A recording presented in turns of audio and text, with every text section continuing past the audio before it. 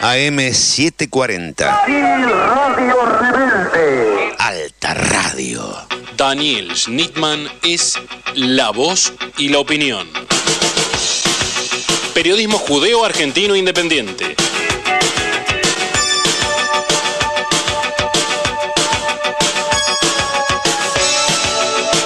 En Radio Rebelde AM740, los domingos de 13 a 15. Periodismo judeo argentino independiente.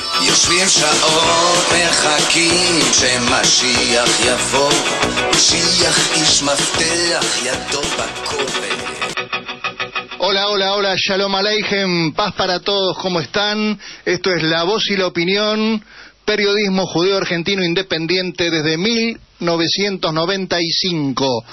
Estamos aquí en la trinchera, la querida trinchera de Radio Rebelde, AM740, www.radiorebelde.com.ar para todo el mundo. Un gran saludo a toda la gente que nos escucha en cualquier lugar del planeta, especialmente a la gente de la OLEI, la Organización de Inmigrantes Latinoamericanos en Israel, que nos escuchan y nos propalan allí realmente por la mayoría de las grandes ciudades de Israel, Beersheba, Naría, Natania, en fin, un gran abrazo a toda la gente que nos está escuchando en este momento. Bueno, estamos en domingo, como siempre, son las 13:04, le doy las muy buenas tardes a María, nuestra gran, hermosa y buena operadora técnica de la edición.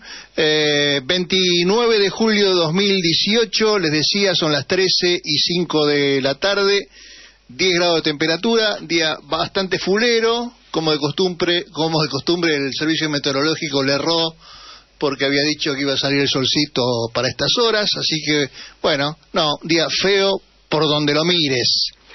Donde lo mires, Argentina, feo, horrible. No hay día de buenas noticias. ¿Qué va a ser? No te voy a mentir. Fuego, otra vez el fuego. Ahora se incendió el Banco Nación de Bahía Blanca.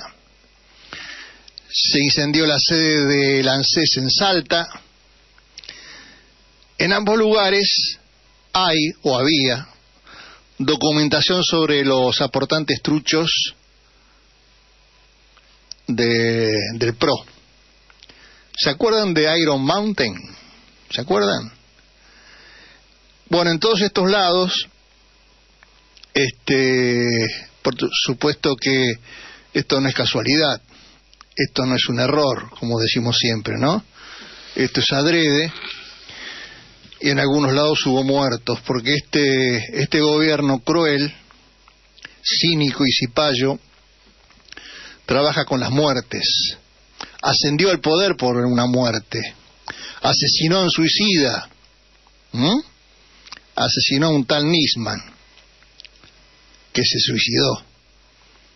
Pero claro, había que meterle algo a la gente con esto que llamamos siempre de los poderes, ¿no? De los medios de comunicación, como van entrando en la gente, como van penetrando en todos. Empezó con Nisman, siguió con los gendarmes, porque ya la gente se olvidó de los 43 gendarmes, que la verdad que Patricia Bullrich tendría que tener algún juicio por ahí, pero parece que los fiscales no se acuerdan de eso. Siguieron con Santiago Maldonado.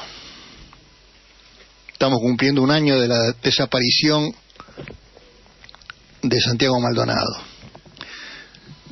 Bueno, vamos a hablar de todos esos temas. Vamos a hablar también de lo que pasa en el Estado de Israel. Es terrible lo que está sucediendo en el Estado de Israel y no nos vamos a referir específicamente hoy, por lo menos, al tema con los palestinos, sino a otras cosas. Y vamos a hablar de algunas cosas que pasan dentro de la comunidad judía para que veas que lo que siempre te digo, pinta tu aldea y pintarás al mundo, se da.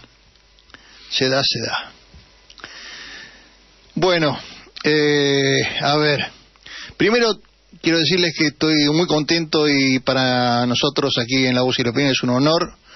Tenemos dos invitados de lujo. Ella es Bettina Pascar. Hola, Bettina. Hola, ¿qué tal? ¿Cómo estás? Productora, en medios de comunicación, psicóloga, periodista.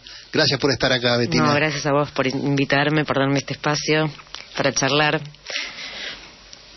Bueno, ahora vamos a arreglarle acá. A ver, dame, David, vamos a arreglar a ver si podemos llegar a algún lugar para poner acá. Ah, no, falta para el auricular. Bueno, enseguida lo va a arreglar seguramente María, la parte técnica. Acá está. Con esto lo vamos a arreglar, así. Pues está con nosotros también, ustedes ya lo conocen porque estuvo ya con nosotros, el doctor David Yud, con I latina, U-D, abogado, ingeniero, químico, ¿no es cierto? Que ya nos vas a adelantar, por favor, el tema que vamos a tocar en un rato, por favor. Sí, Daniel, bueno, gracias por la invitación, un gusto como siempre estar acá. Bueno, lo que vamos a tratar hoy es tratar de hacer un análisis de esta ley que ha sancionado la Knesset, el Parlamento de Israel, el jueves pasado, la ley que proclama a Israel como Estado-Nación del pueblo judío. Vamos a tratar de entender un poquito qué es esto del Estado-Nación y qué es esta ley. Es grave, ¿no? Es grave porque es una ley, pero va a haber que desarrollarlo, pero sí. Vamos a dar un anticipo. Es una ley que retrotrae el concepto de Estado-Nación a antes de la Revolución Francesa. Nada más que eso. Nada más que eso. Bueno, este es un pequeño adelanto, pero ya lo vamos a tratar. Hoy tenemos 2 horas para charlarlo, el tema, en un ratito ya con David. Y bueno, Betina tiene varias cosas, me imagino, supongo. Veo que está con sus apuntes, con la libreta roja del Turco Asís, me parece, la famosa libreta roja que usa el Turco Asís. No, esta es negra, la libreta es negra. La negra, es peor. Este es el avión de Pasternak, de Relatos Salvajes. Ah, de ahí viene. Ay, sí, acá anoto todo. A ver, tírame alguna puntita, algunos temas de la pequeña aldea nuestra, ¿no? Para que la gente vea que cómo después pasa la aldea global. A mí siempre me sorprende cuando uno en la vida, por supuesto acá en Argentina, se comunica con mucha gente que no es de la colectividad, por suerte, ¿no? Sí. Y siempre ellos, ¿qué te dicen? Yo tengo un amigo judío, sí. Entre ustedes se ayudan. El mito de que somos todos unidos. Sí, vamos a derribar ese mito. Te propongo. Bueno, cómo no, sí, Dale. sí. Trataremos, sí. Sí, vamos a hablar de esos temas. Por ejemplo, yo te voy a tirar un tema que acá, como, bueno, los oyentes están acostumbrados a que este es un programa muy desprolijo. Y parece que les gusta porque lo siguen escuchando y cada vez vemos que hay más audiencia. Hay una producción, pero la producción también es desprolija. Y los productores somos muy desprolijos. Sí, no, pero a la vez yo, que tendría que más o menos emprolijar un poco, soy más desprolijo todavía. Lo que viene de producción yo todavía lo desprolijo un poco más. Pero claro, estamos en un país desprolijo, las noticias son desprolijas, muchas noticias falsas, mucho pescado podrido, y lo que acá tratamos de dar, que son noticias de verdad, credibilidad y opinión verdadera, sin operaciones, sin sobres abajo del escritorio ni nada por el estilo, que es lo que no abunda. Bueno, la gente está acostumbrada a eso. Yo te voy a hablar y les voy a tirar antes me estaba olvidando, ven el número de teléfono para que los oyentes rebeldes pueden llamar 4524-7816, porque nosotros, le digo a David y a Betina, tenemos una gran ayuda en nuestros oyentes, porque a mí se me escapan en estas 2 horas que se pasan rápido muchos de los temas que a la gente realmente le importa. Entonces los oyentes nuestros hacen también de periodistas, de gente que vive sus problemas en la calle, que quizá nosotros acá, como muchas veces nos atenemos a lo que pasa en la aldea judía, nos olvidamos de lo que pasa a nivel general. Así que también tenemos que decir que tenemos periodistas que son una vergüenza hoy en día, así que mejor que colabore la gente. Claro. Bueno, vamos a empezar así. Le decía, el teléfono es el 4524-7816, o nos mandan un WhatsApp al 1169320608. Tengo un gran día de tos, mucha tos, sepan disculpar, pero estamos acá trabajando igual. Santiago Maldonado desapareció el 1 de agosto del 2017 a manos de la Gendarmería.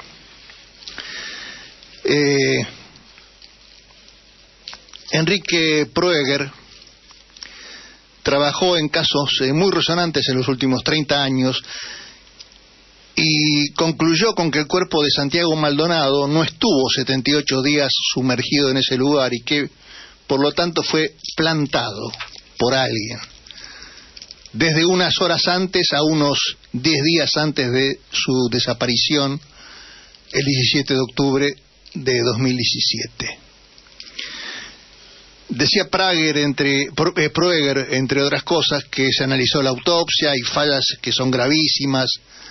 Los peritos trabajaron sobre las temperaturas mínimas y no sobre las temperaturas promedio. Y también Ariel Garbatz, otro técnico informático de muchísimo prestigio, que estuvo con nosotros en el programa hace muy poco, nos recuerda que ahora este miércoles se cumple un año para Movistar su obligación de guardar datos y mandar esos datos de los celulares de Santiago y de los gendarmes. Y pregunta Ariel, ¿qué piensan hacer las 5 querellas para preservar la información que conduce a develar hechos y culpables? Y otra vez habla, por supuesto, del perito Prueger. Esto es un crimen de Estado. Por eso le decía yo al principio que estamos hablando de muertes. Es un gobierno de muchas muertes. En la época de Menem, vos que eras muy chiquito y capaz que no te acordás, corría mucho un mail que se llamaba el cementerio de Menem, ¿no? Donde habían muerto mucha gente que había visto inclusive cómo había caído el helicóptero donde estaba el hijo de Carlos, un gaucho que andaba ahí por la ruta, por un camino de tierra, mejor dicho, murió acuchillado. El médico que hizo la autopsia murió en un extraño accidente, y así, muertos y muertos. Y uno se acuerda de Lourdes Di Natale, de toda esa época, más de 100. Bueno, yo creo que este gobierno de Macri los va a superar. Entre los 43 gendarmes, entre Nahuel matado por la espalda, entre Santiago, ahogado, entre los 44 que no se buscan, y otros más que los gendarmes, como te decía antes, ¿no? Así que, pero qué mejor que escuchar a Enrique Prueger, que estuvo esta semana con nuestro colega el Gato Silvestre, a quien siempre le agradecemos la deferencia de estas notas. Vamos a escuchar, son unos minutitos, pero quiero que veas cómo los jueces, la justicia, la policía, inclusive los que tendrían que querellar, todo esto estamos pasando de los peores momentos a nivel legal, a nivel justicia en la República Argentina. Escucha, por favor. Lo tenemos en línea al doctor Enrique Prueger, perito. ¿Cómo le va, doctor? Un gusto saludarlo. ¿Qué tal, Gustavo? Soy licenciado en criminalística. No hay licenciado, bueno. Bien valen aclararlo. Nosotros los periodistas le ponemos doctor a todo, ¿ves? Pero bueno.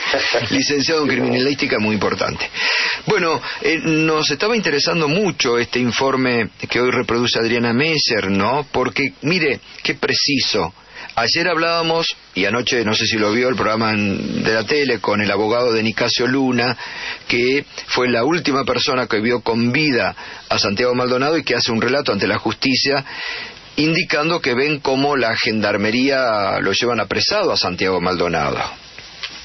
Sí, yo veo su programa todos los días, así que no me pierdo una. Bueno, con relación al trabajo que hice, es un estudio verificatorio en el conocimiento científico cuando alguien, o un conjunto de peritos, en este caso un montón de peritos en la morgue judicial, firman todos de común acuerdo un dato, ya era algo que me planteaba muchas dudas. Es decir, yo acá como profesor de la Universidad Nacional de Río Negro y como encargado de un instituto de investigación criminalística, lo que hicimos fue, estudiar la autopsia, y cuando analizamos la autopsia vemos algunos agujeros negros importantes, ¿no? El primero es el criterio científico que ellos trabajan. Ellos hablan de informes complementarios. El complemento significa esto me ayuda lo pongo, esto no me ayuda ni lo menciono. Y dentro de esos mal llamados informes complementarios que dentro de la ciencia se llaman estudios verificatorios, la verificación puede ser positiva o negativa. En este caso hay el estudio de una palinóloga, para que ustedes tengan una idea, que expresa en la foja 54, párrafo 10, dice que bajo ningún concepto el polen en las prendas, más en el pantalón que era de origen esencialmente sintético, se puede sostener en las prendas entre más de 20 a 30 días. ¿Sí? Y no es que da una duda o una posibilidad, dice bajo ningún concepto. Por otro lado, las tablas que utilizan, yo voy a explicar específicamente una de ellas, que es la tabla del REC, que es un experto europeo que desarrolla un trabajo muy profundo sobre 400 y pico de casos de ahogados. El párrafo superior de la izquierda de la tabla dice temperatura promedio. Yo leí hoy en página 12 que el experto que me cuestiona dice que esas temperaturas no sabe de dónde las saqué. Yo le voy a decir de dónde las saqué a ese experto que no dio su nombre. Las saqué de la autopsia, del informe de que ellos llaman complementario, que piden a la dirección de Cuenca del río Chubut, en la provincia de Chubut. Saqué las temperaturas, y las temperaturas promedios, máximas y mínimas, desde la desaparición de Maldonado aproximadamente hasta la aparición, fue de 6 grados 27. Con 6 grados 27, la data de la muerte no supera los 30 días. Claro. A esto le tenemos que sumar otra cosa. Le tenemos que sumar, y ellos trabajaron sobre antes de sumar otra cosa. Ellos trabajaron sobre temperatura mínima, trabajaron sobre 2, y pico, entonces claro que les iba a dar entre 50 y 70 días, pero no era la verdad. Es decir, eso está, no sé por qué, cuál es la cuestión, si es que no saben interpretar tablas o no sé cuál es el problema. Ellos trabajaron sobre las temperaturas mínimas y no sobre las temperaturas promedios, claro, que pide la tabla para ser evaluada o para ser interpretada. Sí. Otro detalle fundamental es que nosotros lo que hicimos es, yo trabajo el caso de la represión del Pulov 6 meses y pico antes de la muerte o desaparición de Santiago Maldonado, en el mismo lugar. Así que yo ingresé al lugar, colocamos un pedazo de carne de 998 gramos, y al mes y una semana, ¿sí?, la carne se había reducido en un 50%, quiere decir que pesaba 440 gramos aproximadamente. Y eso tenía que ver con la fauna hitícola, la fauna carroñera, hay nutrias, hay hurones, es decir, hay un montón de integrantes de la naturaleza que se encarga de degradarla. Es que uno nunca se explicó, doctor, licenciado, eso, ¿no? De cómo estuvo 2 meses y pico en el agua y estaba intacto el cuerpo de Santiago Maldonado, incluso lo que todavía no ha podido verificar el INTI, porque está con todo este problema de reducción de personal y de estructura, el documento que estaba intacto en el bolsillo de la campera, el DNI. Sí, si el DNI es una tarjeta plástica, que es la nueva, tenga la plena seguridad de que eso se va a mantener por cientos de años. No era, para mí es que no tiene ningún tipo de sentido. El plástico no se degrada en el agua, ¿no? Hoy en los océanos hay islas flotantes de plástico por todos lados. Lo que yo le digo es, acá hay cuestiones esencialmente técnicas, cual no he cometido ningún pecado. Lo que he hecho con mi equipo es verificar la autopsia y analizar la autopsia. En eso hay fallas que son gravísimas, ¿no? Contrastan bibliográficamente expertos de la década del 20 y le dan la razón a expertos de la década del 20 e ignoran un trabajo realizado por una doctora en biología del CONICET, especializada en todo lo que es polen, en el cual en esa foja número 54 dice categóricamente: es imposible que el polen se sostenga en las prendas. Ahora bien, esas dos hipótesis que se plantean de manera terrible es una: o el cadáver estuvo congelado, que indicios no hay de eso, porque tendría que haber existido un proceso de deshidratación, y no queda una sola, que es durante 48 días tiene que haber estado vivo en algún lado. Licenciado, ¿qué tal? Lo saluda David Cufre, buen día. ¿Qué tal, David? Le quería preguntar, usted dijo, bueno, que le llamó la atención que firmaran todos los peritos la pericia, porque eso no es lo habitual, y lo otro es, digamos, usted a partir de este informe, de esta evaluación que hace, digo, ¿contradice la posición de los peritos que estaban por la familia? Yo no entiendo qué pasó. Eso ya es una evaluación que tienen que hacer los otros.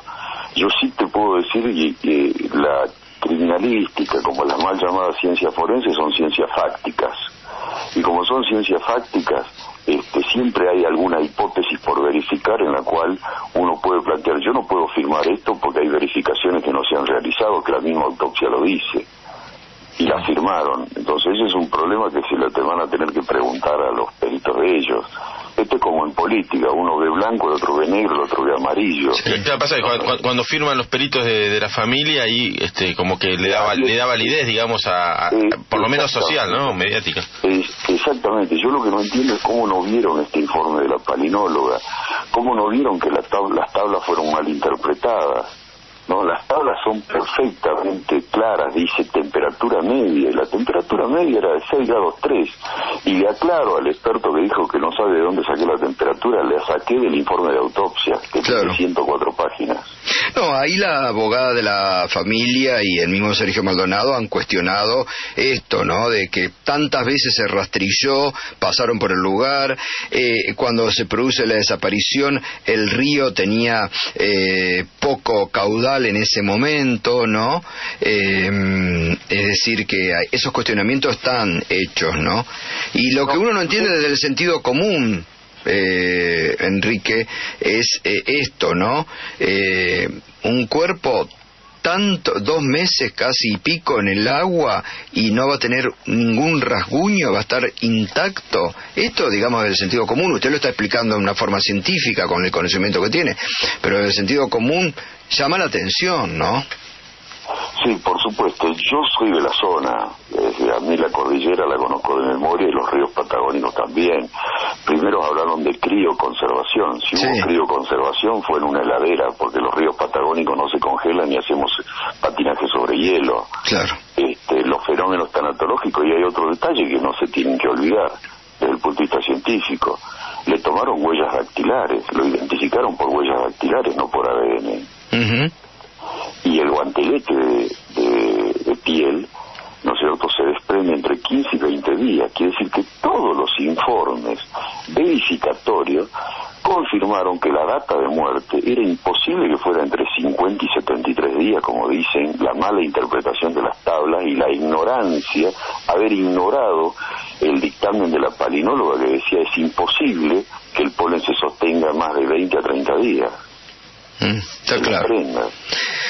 Está muy claro. Y otra cosa que quiero aclarar es esto.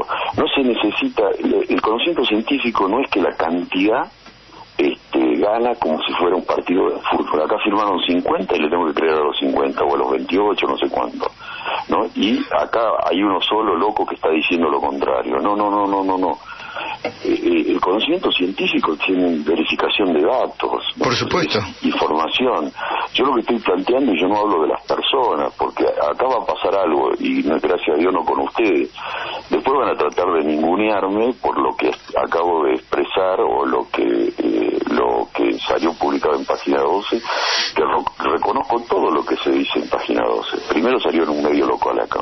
Uh-huh. Pero acá lo que yo planteo son cuestiones técnicas. Por supuesto, tiene todo bien. ¿Existe o no existe? Pero mire, doctor, licenciado, mire, Enrique, acá me parece muy bien esto último que usted dice, porque lo mismo podríamos poner como ejemplo para el caso de Nisman, donde los peritos forenses que hicieron la autopsia, creo que eran 12, de la Suprema Corte de Justicia de la Nación, con el director del cuerpo médico forense, después vino el informe de Gendarmería y lo dio vuelta, y le cree la justicia al informe de Gendarmería y no al peritaje de la Suprema Corte de Justicia de la Nación. Y acá se podría dar exactamente lo mismo.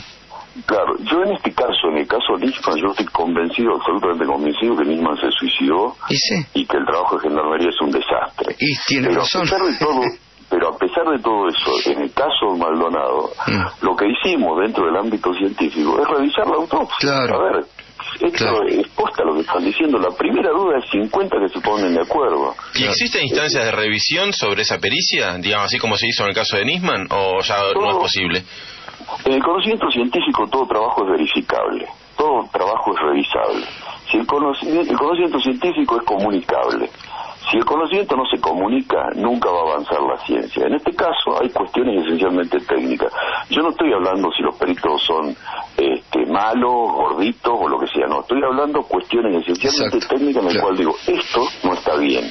Y planteo porque en la misma autopsia lo dicen, con cierta transparencia ellos informan lo de la palinóloga, y cuando informan lo de la palinóloga no le dan importancia porque ellos hablan de informes complementarios. Y científicamente eso es un error.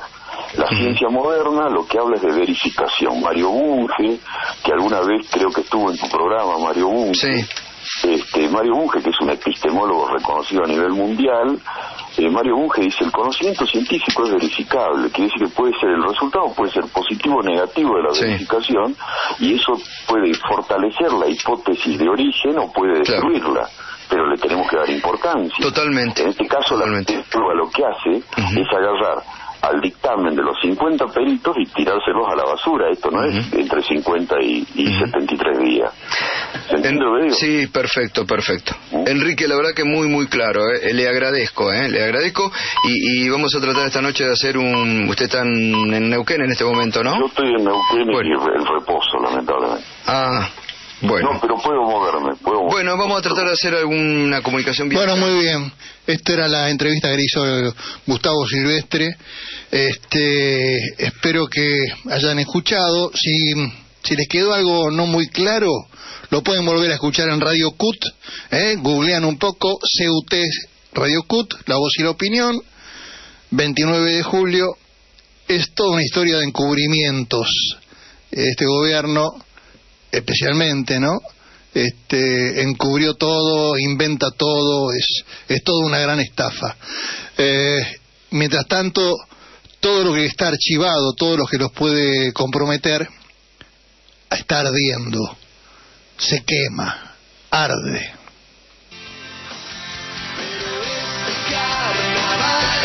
Bueno, arde la ciudad, ¿no es cierto? Por varios motivos. Volvemos a la pequeña aldea judía.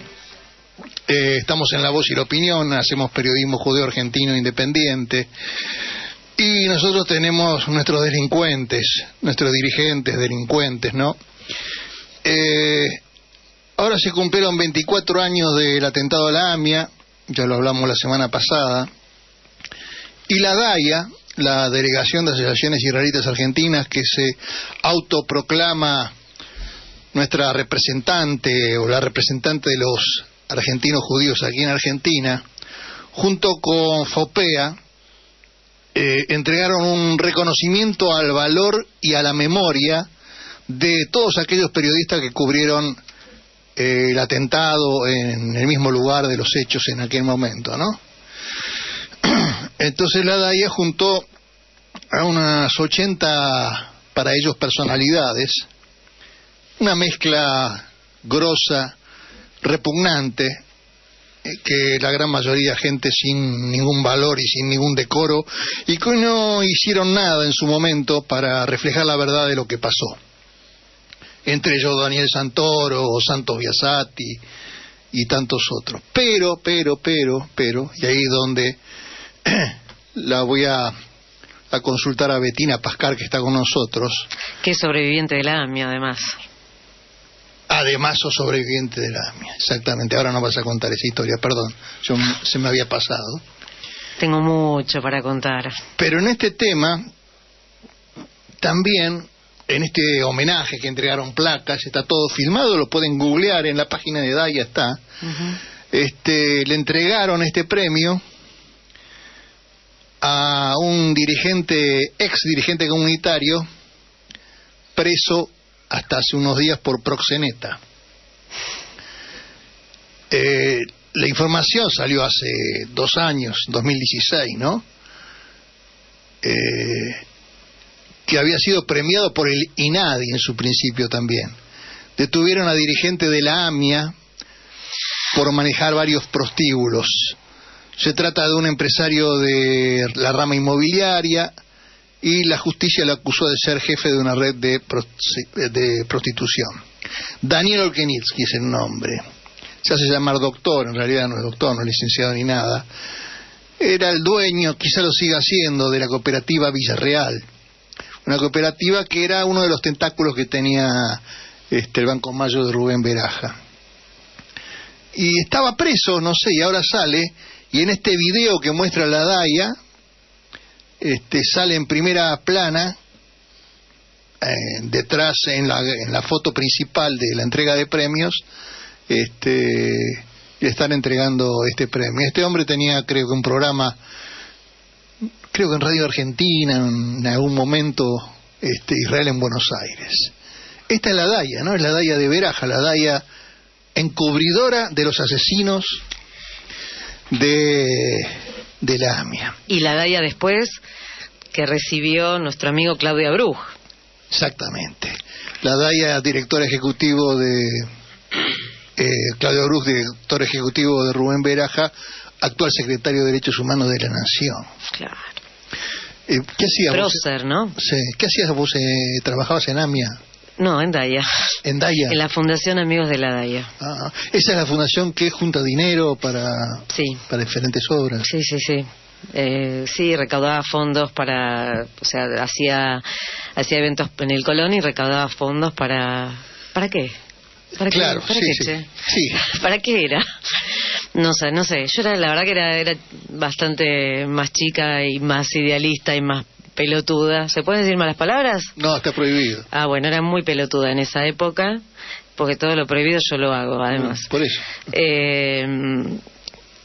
Pero bueno, sí, fue un momento muy difícil, pero hay mucho para hablar, pero quizás no sea este el momento. No sé si pero querés. Es bueno para los oyentes decirles que la DAIA estaba en el mismo edificio de Pasteur 633 que la AMIA, ¿no? Claro, en el quinto piso estaba la DAIA, entrábamos por el 633, pero atravesábamos un pasillo largo porque la DAIA había comprado el quinto piso de al lado al Congreso Judío Mundial.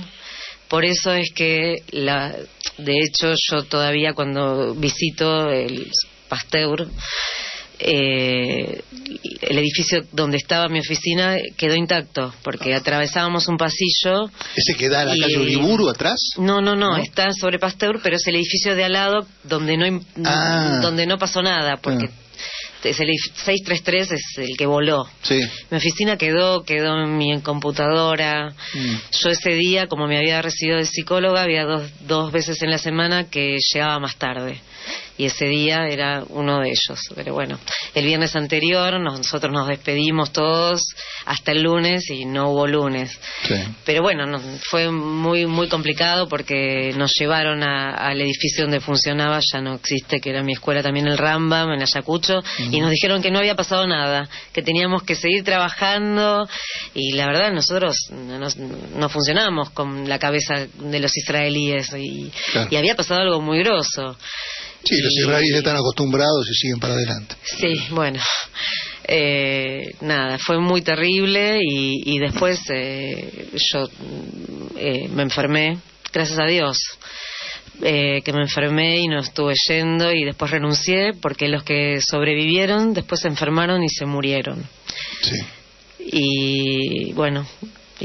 Por eso no hay que hablar solamente de las 85 víctimas, sino también de los heridos, los sobrevivientes, los familiares. Sí, durante mucho tiempo yo no me sentí parte como para hablar, hasta que hace 2 años me invitaron en la escuela donde cursaba mi hijo, la primaria, el Sholem Aleichem, que amo profundamente. Serrano al 300. Sí, a hablar sobre esto con un compañero de la DAIA también, Alejandro Miroshnik, que es muy conocido y que amo, que estaba en la parte de prensa, que él sí salió de los escombros, él solo salió avisando a la gente de los socorristas dónde estaba, porque bueno, todos sabemos cómo se manejó esa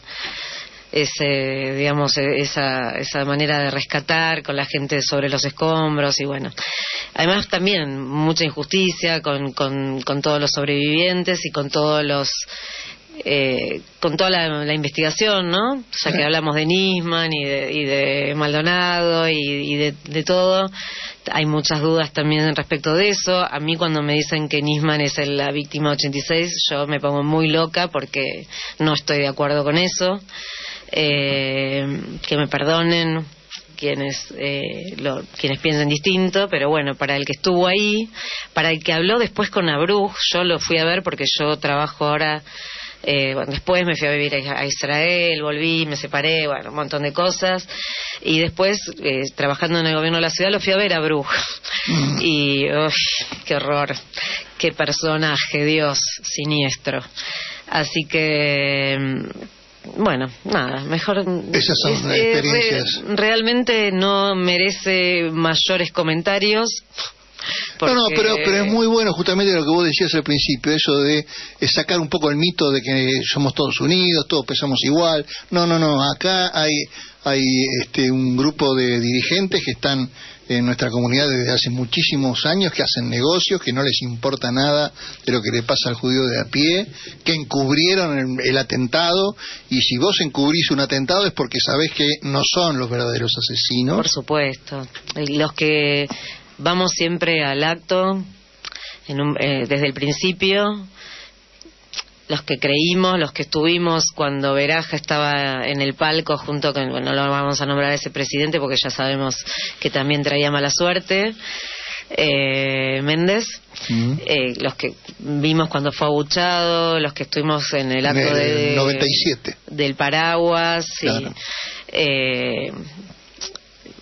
Los que conocemos toda esa historia, los que la vivimos de adentro, que podemos contárselo a nuestra gente cercana, porque uno no puede pararse y contarle a todo el mundo lo que sabe, y como estamos muy mal informados, lamentablemente. No, que inclusive los que nos tendrían que informar son cómplices de los encubridores. Por eso estamos mal informados. Claro. Y muchos de estos son los que recibieron el premio de la DAI ahora. Sí, yo lo sé. Lo sé porque, gracias a Dios, estudié periodismo con un gran periodista judeo argentino, Guillermo Lipis. Claro. Entonces... ahora, no sé si está en Telam todavía, si no le echaron. Él está en Telam. Se salvó, ¿no? Se salvó. Por suerte, que lo echen, digo. Sí, pero nadie que se salva del todo. No, desde ya, más un tipo como él que tiene solidaridad, sí. Y es muy buena persona, sí. Por eso es que cuando quedás vivo, entre comillas, de alguna tragedia así, no vamos a comparar el atentado a la AMIA con los despidos, pero son tragedias también. Claro. Hoy en día quedar despedido es una tragedia, sobre todo cuando pasaste cierta edad, o mismo no, porque ¿quién te va a contratar ahora un periodista? ¿Quién te va a contratar? No. 357 despedidos, una cosa espantosa, cada vez más periodistas despedidos en todos lados. Y uno ve cómo se están cayendo, inclusive los que eran grandes como C5N, ya lamentablemente da lástima. Mira, estamos viendo ahora que hoy domingo a las 13:42 están repitiendo, creo que lo que pasaron ayer en un TBR que ya ni siquiera está en vivo y tampoco traen invitados, ya está. Sí, C5N tampoco está cobrando. No, exactamente. Se cayó también, bueno, América, Del Plata, radios más chiquitas también que están en el under, que se van cayendo, y uno tiene la sensación de que van a venir en cualquier momento por uno. Sí, lamentablemente, sí. Y tal es así que, mira, yo soy una persona que le cuesta no decir lo que piensa, y a veces inclusive no piensa mucho lo que dice, y el otro día hablando con mi hijo yo le decía, estoy grande para hacerme la combativa, pues yo tengo sobre mis espaldas digamos la manutención de mi casa. Claro. Entonces me cambié, como no puedo dejar de decir lo que pienso, me cambié en Twitter mi nombre. Mirá vos. Porque no puedo dejar de opinar sobre las convicciones que yo tengo, y también me parece que es enseñarle a él. Yo tengo la obligación de enseñarle a él lo que pienso. Después él hará su vida. Pero me dio y si me están mirando, revisando el Twitter. No, pero eso seguro, ya lo sabemos. Entonces, todos. Por eso te digo, yo, ¿y qué hago? ¿Y no opino? Pero no puedo no opinar. Pero si opino y me echan. Mira, y si no opino me van a echar igual. Hace cosa de un mes la antena principal de Radio Rebelde fue tirada abajo por un dron. ¿Y quién va a tirar abajo una antena de Luis Delía? Imaginémonos, ¿no es cierto?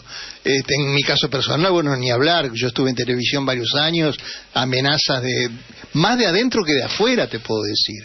O sea, uno dice, bueno, yo como judío, sionista en el sentido idealista de lo que tendría que ser el sionismo, no de lo que es hoy día, uno piensa, bueno, tendría que haber recibido amenazas de, qué sé yo, el Islam, algún loco radicalizado. No. Los problemas que tuve fueron de adentro, y la DAIA me hizo juicio a mí. Por suerte se lo gané, ¿no? A mí y a todo el staff en su momento. Y yo lo hablé acá en la radio varias veces. En el año 2001. Porque uno conoce algunas de las cosas que pasan. Y entre otras cosas que pasan, o algunas cosas que pasan en la comunidad, está un lugar que se dice que es de la comunidad judía, pero que en realidad creo que no es de la comunidad, sino que es de un grupo de tipo que están haciendo un gran negocio, que es el hogar para ancianos, diríamos, como una especie de asilo de Dorvador, donde de ricos de la comunidad. Claro, de muy ricos. Muy ricos. Porque hoy están cobrando 140.000 pesos por mes para depositar a tu viejo ahí, ¿no? Claro, el tema es que ellos se proclaman que es un lugar para los pobres de la comunidad. Claro. Ese doble discurso es la mentira de es lo que me saca de quicio. Porque si vos decís que es para pobres, o si decís que es para ricos, está todo bien. Claro. O sea, yo no soy pobre, yo no soy rica. No. De repente mi mamá se enferma, de repente mi mamá está en una situación que necesita, lamentablemente, recurrir a un geriátrico. ¿Eso es lo que te pasó a vos? Esto me pasó a mí, en el verano. Ahora. Sí, en el verano ahora en febrero. Mi mamá es sobreviviente del Holocausto. Mi mamá, una persona muy intelectual, cantaba en yiddish en el coro de Virtig, militó mucho, paga la AMIA, la cuota de la AMIA. Mi mamá tiene cierto resquemor con los goim. Mi mamá se enferma mal, tiene que caer en una institución psiquiátrica, primero por un desajuste de los remedios, sí, donde la compensan, pero de ahí yo tenía miedo de mandarla a su casa, tenía miedo de estar con ella. ¿Era socia de AMIA? Sí. Tengo que decir que la gente del Servicio Social de la AMIA se portó muy bien conmigo desde hace muchos años. Así como te digo lo malo, te digo lo bueno. Perfecto. Con una asistente social que a mí me acompañó muchísimo, porque yo tengo una hermana que vive en Israel, donde estamos en continuo contacto, pero vive lejos, muy lejos. Y una hermana que falleció. Y yo quedé sola. Y la AMIA fue como el servicio social y la asistente fueron como realmente como un apoyo enorme.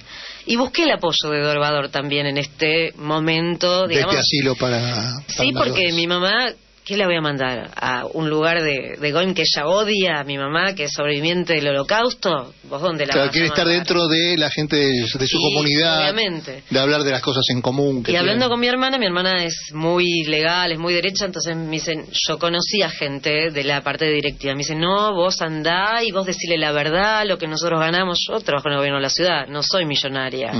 Tengo otros títulos, pero trabajo para la justicia, o sea, que cobro a los premios como perito psicóloga.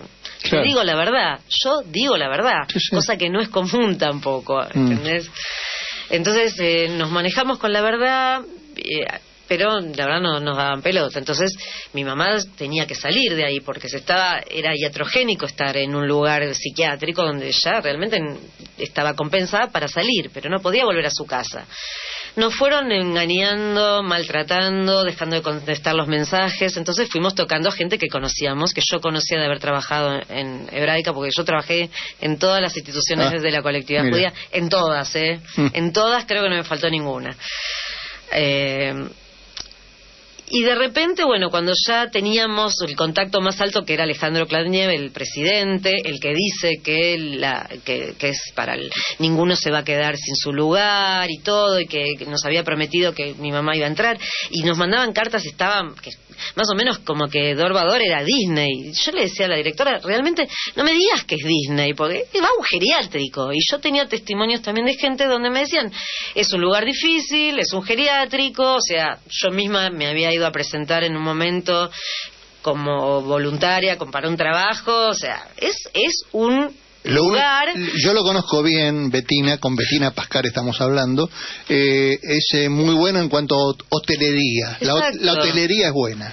Sí. El resto yo lo pasé con mi mamá, que estuvo allí 3 meses, falleció en el 2008. 31 de diciembre de 2007, 1 de enero de 2008.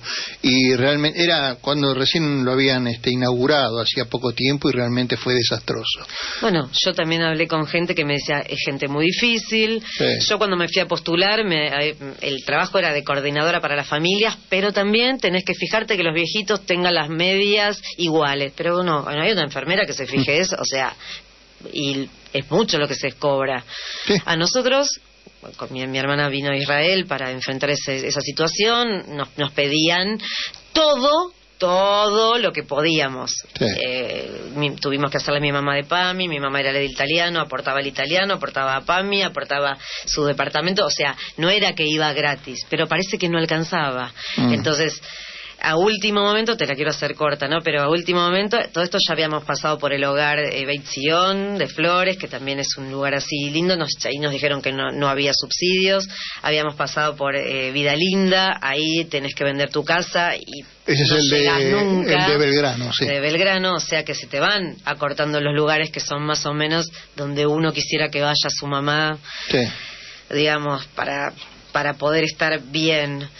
Dejaron de contestarnos los mensajes cuando ya estaba que sí, entra, y cuando uno sabía por otras personas que podían desde la internación entrar, porque yo conocía casos que habían gritado tanto que mi mamá entra, sí, y entraban. Sí.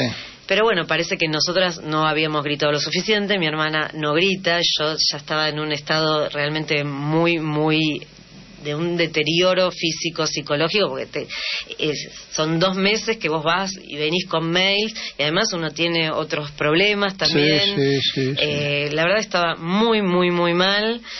Los mails iban y venían, yo pidiéndole, mira, contestame por sí o por no, porque yo a mi mamá la quiero sacar de acá. Si vos me decís que no, ya está, lo descarto. Había ido a ver un gerético griego, o sea, ya en la desesperación, que uno con el feng shui, o sea, con mucho dolor en el alma, pero mucho dolor. Sí. Bueno, nos terminaron contestando una carta que para mí, que soy bastante de analizar los discursos, era totalmente contradictoria, porque decía que mi mamá, porque una persona mayor tiene que, por ley, acordar, o sea, consentir que sea, digamos, internada. Sí. Una persona que es paciente psiquiátrico, yo me pregunto, ¿cómo haces para que admita, digamos? Es difícil. Es imposible. Pero por otro lado, si te van y te apuran, es difícil que admitas. Se aprovechan de ese momento, que te ven desesperada. Claro, a mi mamá en el italiano los doctores la estaban preparando para ese momento, porque estaban también esperándonos y ayudándonos. Pero el mail, el último, dice que lamentablemente ellos la querían mucho tener a mi mamá, era tan irónico el mail, pero no había sido aprobada porque los médicos acreditaban que mi mamá dijo que no, y además no había lugar en el sector que debía ser recibida. Entonces, pero no, o sea, si hubieran acreditado que sí, tampoco había lugar. Claro, no había. Entonces, si había lugar, tampoco, o sea, sí, que era de por sí ya como muy contradictorio, como para mí fue como una burla. Claro, o sea, porque esto hay que explicarle a los oyentes. Este asilo, que es un asilo para gente de muchísimo dinero, en realidad, como vos bien decías, mienten, como muchas de las instituciones esas que se llaman benéficas, filantrópicas, etcétera, o la gran mayoría justamente, se ponen esos rimbombantes títulos, diciendo, no, nosotros cobramos tanta plata a, digamos, 200 viejitos de la cole que tienen mucho, para que venga gente pobre que no tiene nada. Y yo les pregunté cuando a Alejandro Klasniev, y estaba Guillermo Borger, que también era el director ejecutivo o el presidente de la institución, y Enrique Burbinsky también estaba ahí, gente que vos debés conocer de la colectividad, porque me invitaron a la inauguración. Yo les pregunté cuántos son los que pagan todo lo que tienen que pagar, 100 y pico de mil pesos por mes para estar ahí, y a cuántos son los que ustedes becan. Y me dijeron, no, son unos 300 que pagan y 100 que becamos. Después me di cuenta que no becaban a nadie y se llevaban toda la plata, ¿no? Y sí, no, por eso cuando yo leo los artículos que saca Aiton Gadol con Kladniev diciendo que es un hogar para gente pobre y que lamentablemente si algún rico quiere ir, no va a poder ir porque ese lugar es para el pobre. Bueno, eso es típico americano. Bueno. El americano, eso es business. El americano primero te dice, primero es tienes algo caro para vender, lo primero que te dicen no tengo. Cuando vos querés averiguar, te dicen no tengo. Inclusive al que tiene mucha guita dice no tengo lugar. Pero ¿sabes lo que más bronca me da? Es todo ese tiempo que nos bicicletearon, ¿entendés? Cuando ya nos habían dicho que sí.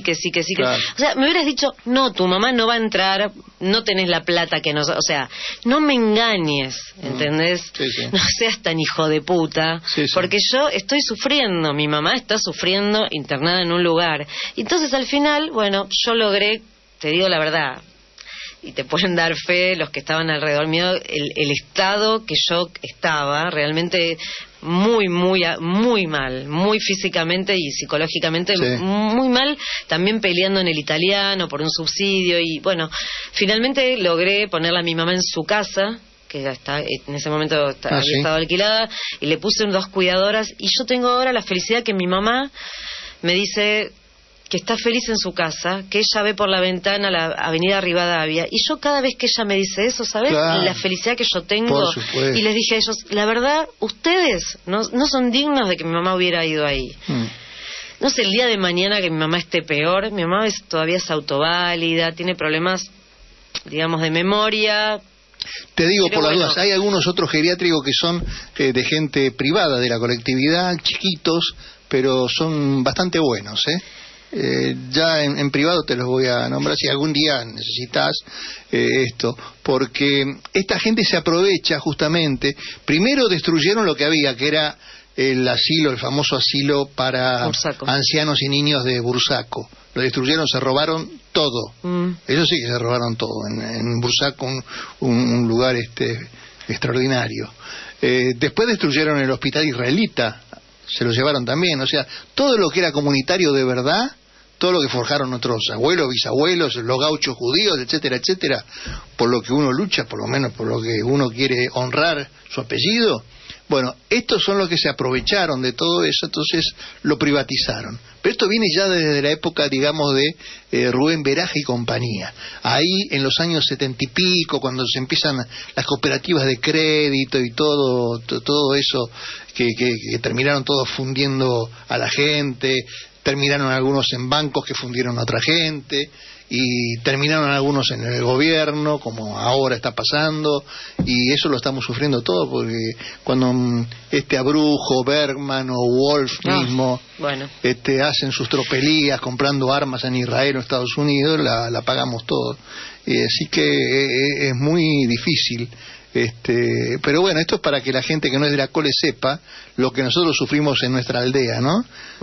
Tenemos, nos hace falta una rebelión en la granja de verdad, ¿no? Sí, y también no hay que tener miedo también de decir estas cosas, porque a veces viste esa frase que dice no podés entre hermanos, no vas a tu familia a denunciar. No, yo sí los voy a denunciar, porque mi hermana me decía, no vas a... Sí, yo lo voy a decir, porque esto pasó hace mucho, y yo te lo comenté, es más, se lo comenté a ellos, yo los voy a desprestigiar donde pueda, porque ¿sabes qué? Cuando pasas una situación tan límite, o sea, uno busca ayuda. Claro. Yo no pretendo que el universo me ayude, pero no me mientas.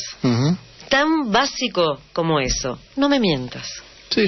Aparte, sabiendo, lo peor de todo es que hay dineros, hay mucha plata. No me importa, vos tenés... No, que tiene para repartir. Está bien, pero vos tenés la decisión. Podés decirme no, pero no me digas sí y el último día me decís no porque no tengo lugar donde... Decime no de entrada. Sí. No me hagas falsas expectativas. Eso no te lo voy a perdonar, ¿entendés? Sí. Es difícil ser judío. Eso es un lema que tenemos todos los judíos que vienen de nuestros Seide, nuestros Bobes, nuestros abuelos y abuelas. Cuando nacés te sacan plata. A los 7 días a los varones no nos hacen la circuncisión, nos sacan plata, a las chicas ya le hacen el bar mitzvah a los 12 años, o sea, el pacto del judaísmo, a los varones también, todo dinero, te casás, te divorciás, te separás, y lo peor, cuando te morís, cuesta también fortunas. Esto también lo tiene que saber la gente, no es que te entierren, porque vos querés, como digamos, como judío, ¿cómo lo debe querer el británico, el tano, que te entierren en un cementerio con la gente más o menos de tu línea, ¿no? De tu comunidad?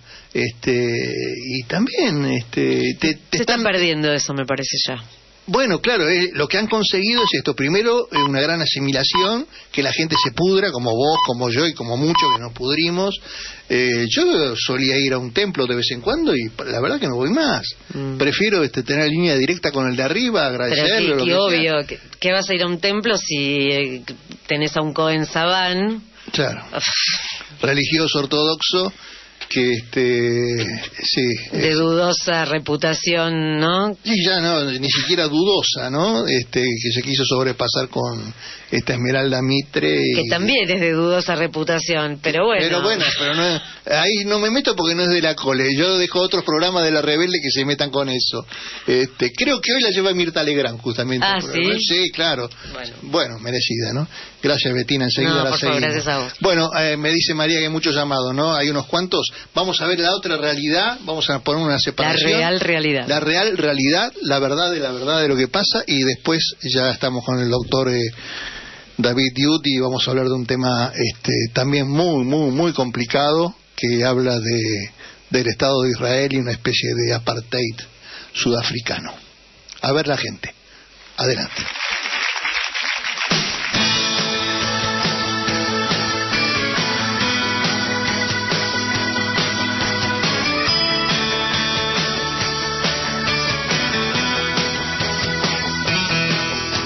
Compañeros y compañeras, Daniel, soy María de Flores. Creo que en el mensaje que te dejé sobre que hay que salir a la calle no había dejado mi nombre, no lo grabó. Bueno, mi nombre es María y te quiero decir algo. Regazzoni fue a hacer el timbreado, fue abucheado, lo sacaron corriendo.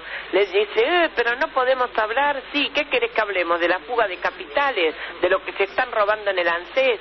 ¿De los jubilados que están cobrando menos y le han sacado los remedios? Y el 7 de agosto a las 12, marcha de jubilados, compañero. Hay que ir al Congreso, convocados por Tati Almeida. Hasta la victoria siempre. Aguante Cristina y el peronismo. Gracias. Hola, buenos días. Para la voz y la opinión, Daniel Gisman. Bueno, estoy escuchando que se enseñó el Banco Nación o no sé cuál de Salta, el otro de Bahía Blanca. ¿Qué es el ANSES de Salta? ¿Qué es lo que pasa entonces? ¿No se pueden hacer denuncias? La denuncia está, los aportantes están porque han dado la cara. Esto tiene que continuar. Iron Mountain, murieron bomberos lamentablemente por el hijo de su madrina que tenemos ahora de presidente, estafador, sinvergüenza y delincuente, endeudador, tarifeador, lo peor que podemos tener. Tenemos el demonio, un asesino en la presidencia, con todos los demonios de él, y la gente tenemos que salir a la calle, sacar a este tipo que está agarrado como garrapata. Y sigue apareciendo, buenos días, soy Susana de Olivos ante todo, y sigue apareciendo más donaciones truchas a la campaña de Vidal, a la campaña del presidente, y bueno, esto es una verdadera vergüenza, que el pueblo argentino no exija en su totalidad, porque es una parte sí lo exigimos, que esto sea titulares de las primeras planas, Bueno, eso por un lado, y después no escuchar ni tener conciencia con respecto a la ley interna de los militares que no pueden ingerir en los asuntos internos, desconocer la ley de Alfonsín, una verdadera vergüenza. 35 años de atraso. Esto es lo que es Macri, una vergüenza, un ignorante. La verdad que por ser pobre uno no puede ni escuchar la radio. Y yo digo una cosa, si ahora los que se llaman peronistas, que están del lado bueno de la vida, no pueden ayudar a porque la antena funcione bien y uno puede escuchar la radio, entonces ¿qué queda cuando uno los elija después? ¿Va a seguir la misma jugarreta de la inflación, bueno, no me sale ahora de las financieras que se caen, bueno, no me sale la palabra? ¿Y cómo vamos a vivir? Si ahora no pueden cooperar para ayudar para que la radio funcione. La verdad que da mucha rabia de ser pobre y no poder escuchar la radio. Además sabremos los mortales comunes. Ustedes puede ser que sepan porque ustedes están, no sé, estudian, escarban, investigan, pero la gente del montón, la gente de campo raso, nunca sabremos lo que pasó con esa gente, ni con el chico de 15 años con el tiro en el trasero, que le salió por el vaso, que le salió por el hígado, qué sé yo, el chico de 11 años en Tucumán. La verdad que gente verdaderamente, reíte de los nazis, reíte de Mussolini, reíte de Stalin, porque la verdad, este es 1000 veces peor. Aparte una bestia que no sabe ni hablar, una bestia, rodeado de bestias, de una borracha, de gente pelotuda, de gente sátrapa, de gente de mierda. Discúlpame, Daniel, un beso grande, querido, con sumo respeto. Hola, Shalom Aleichem. ¿Cómo está, Daniel? ¿Cómo estás, man?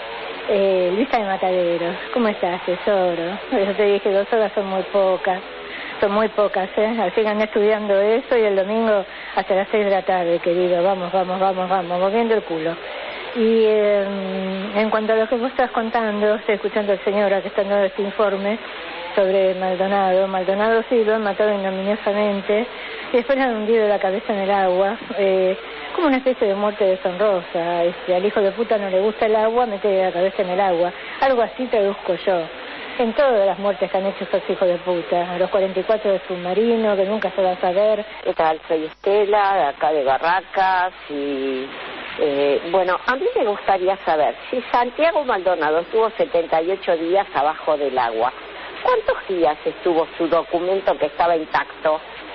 Si yo tiro mi documento y estuvo 2 días dentro de un tacho y quedó hecho bolsa, ¿cómo el de Santiago Maldonado estaba intacto?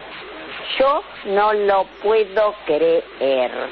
A mí que me dejen de joder, y la culpa la tenemos nosotros que no nos dirigimos en masa a los jueces, a las autoridades. Buen día, Radio Rebelde y al equipo de La Voz y la Opinión. Habla Mora. Con respecto a lo que este gobierno quiere hacer con las Fuerzas Armadas y que es ilegal, por eso ya firmaron un convenio con Estados Unidos para que intervengan en nuestros conflictos. Y también creo que por eso la Real News está propalando por YouTube en los celulares que la Argentina puede sufrir un golpe de Estado. No sería descabellado pensar que este gobierno produzca un autogolpe y le entregue el gobierno a los comandos sur-israelíes que ya están instalados en nuestro país y de esa forma librarse de la bola caliente que ya no pueden sostener. Bueno, hola Daniel, buen día, te habla Silvana de Villa del Parque. Bueno, no te preocupes mucho por la prolijidad porque hay otras cosas que son más importantes, como la verdad y como la memoria, que son 2 cosas que en este programa son muy habituales, así que la prolijidad no importa. 2 cositas, escuchaba recién tu reflexión y me acordaba en función a eso de que Macri se benefició mucho con las muertes, estas muertes que pasaron en Mountain, y me acordé de cómo él asumió la jefatura del gobierno de la ciudad. Él se benefició de alguna manera con las muertes de Cromañón, porque recuerdo que Aníbal Ibarra no terminó su gobierno. Hola, ¿qué tal? Soy Victoria. No sé si el perito con el que están hablando era el especialista del sur, que ya había hablado antes de que se hiciera el peritaje. Yo creo que lo que pasó con los peritos es un efecto grupo, que se dejan llevar por lo que dice la mayoría y no contradicen, porque eran 1.500.000 ahí adentro. Es imposible hacer una pericia con tanta gente, ¿se entiende? Porque no se pueden analizar las cosas con tranquilidad. Hubiese sido mucho mejor que fuera uno por cada parte. Bueno, espero que todo esto sea claro, porque la verdad que es todo tan ilógico, y si lo tuvieron vivo y después lo mataron, es una crueldad. Ay, por Dios, es una crueldad imperdonable.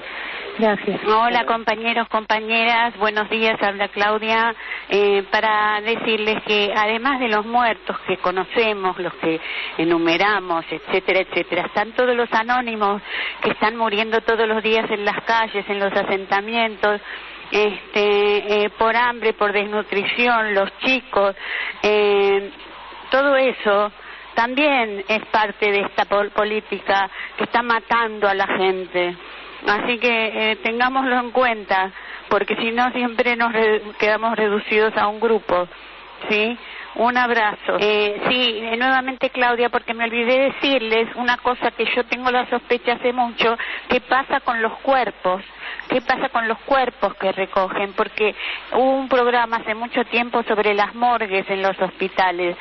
Y a mí me parece que este gobierno no deja de hacer negocio con todo. Entonces me estoy preguntando qué pasa con los cuerpos, con los órganos, etcétera, etcétera.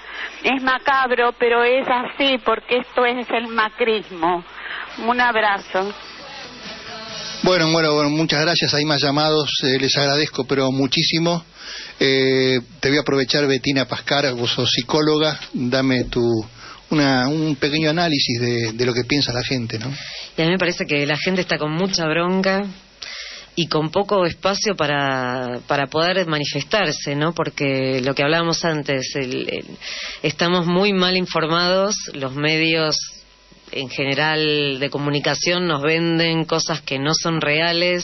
Por ahí nos movemos en los ambientes donde nos movemos nosotros con nuestros amigos, es donde podemos manifestarnos, o en los grupos que militemos, o en el trabajo, donde sea, ¿no? Para poder decir lo que realmente pensamos y sacarnos esta bronca que nos está ahogando, nos está matando, porque realmente estamos viviendo una situación muy, muy peligrosa, ya diría, ¿no? Peligrosa. Bueno, sí, lamentable. Informe sobre todo esto es importante. Nos vamos un poquito a Medio Oriente. Después de 8 meses de estar presa o secuestrada por el Estado de Israel, como quieran llamarla, hoy, domingo, va a ser liberada, o ya fue liberada, la que se llama la Leona Palestina, ¿no? Aed Tamimi. Así que hay mucha gente que está muy contenta. Esta chica había luchado contra algunos soldados del ejército de Israel, les había hecho frente. ¿Ya está liberada? Ya está liberada, sí. Ya está liberada. Acá está en la foto, justamente. Está en la foto, me muestra el doctor Yud. Bueno, fantástico, liberada, por suerte, esta chica palestina que lucha por lo que ella quiere, por sus reclamos, por su gente. Eso que para entrar un poquito en lo que es el Estado de Israel. Lo que la gente estaba diciendo en sus mensajes, y que lo que Bettina recién estaba dando a entender, ¿no?, del sufrimiento, todo esto fue a propósito. Nada es de casualidad. Bueno, algunos WhatsApp que nos están mandando al 1169320608. Silvia Horowitz, sabía que iba a pasar, dice, tantos judíos en el mejor equipo de destrucción del país de los últimos 50 años, no iba a ser sin costo. Te repito, sabía que iba a pasar tantos judíos en el mejor equipo de destrucción del país de los últimos 50 años, no iba a ser sin costo.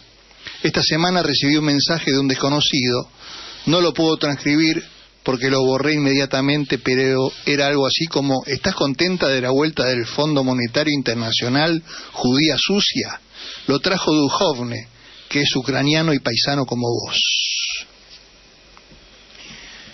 A ver, estoy recibiendo más, a ver qué es esto. Del amigo del colega Dante López Foresi, nos dice, ¿no? En un tuit es esto: Novarecio, otro, ¿no? Colega, Novarecio entrevistó al fiscal Sainz, ¿se acuerdan? El de los paraguas, el viudo de Nisman, y le dijo que el que mató a Nisman usó una pistola 22, que le dejó Lago Marcino. Parece que era un sicario bastante descuidado, o sea, y que nunca se va a saber el autor material, no se va a saber, ¿no? Esto es lo que le dijo a Fantino en Gorilas Sueltos, ese programa que tiene a la noche. O sea que los sicarios, que según la pericia de la gendarmería dice que entraron 2 tipos, uno era trapecista, el otro era mago, y entraron al baño y qué sé yo, no traían ninguna pistola, aprovecharon de que el Marcino había dejado ahí una pistola y lo mataron con eso. Así que, es decir, que a Nisman lo mató un comando venezolano, cubano, iraní, kirchnerista, pero con una 22 prestada por Lago Marcino. Está muy bueno. Bueno, les agradezco. Una información de actividades. el colegio Scholem, pero no es el Scholem Alejen que hablaba Bettina, este es el otro Scholem, hay otro Scholem, este es sin C.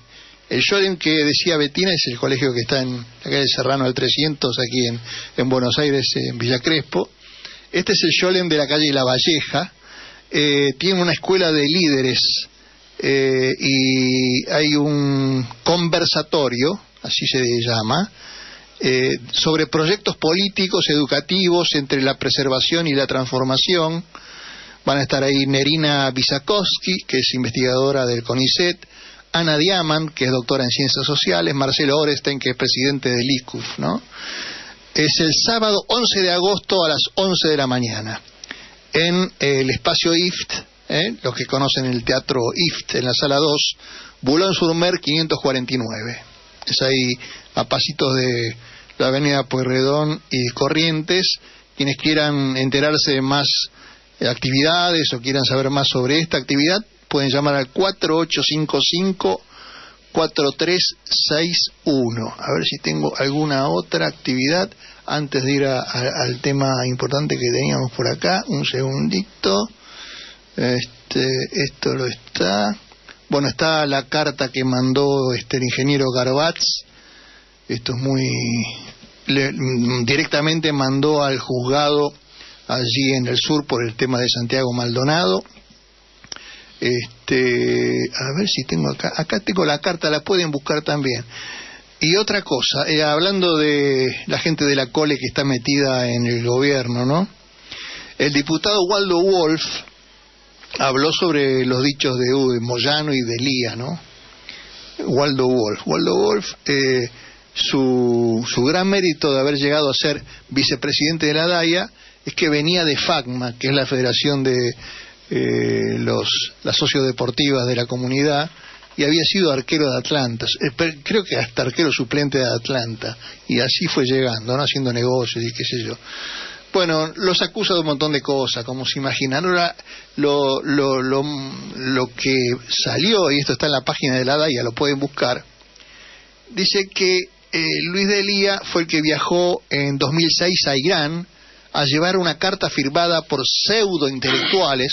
Él se da el cabot, digamos, el honor de hablar de pseudo-intelectuales, a disculparse porque la Argentina los busca porque volaron la AMIA, ¿no? O sea, dice que Delía y otros pseudo-intelectuales fueron a Irán a disculparse porque la Argentina los busca porque volaron la AMIA.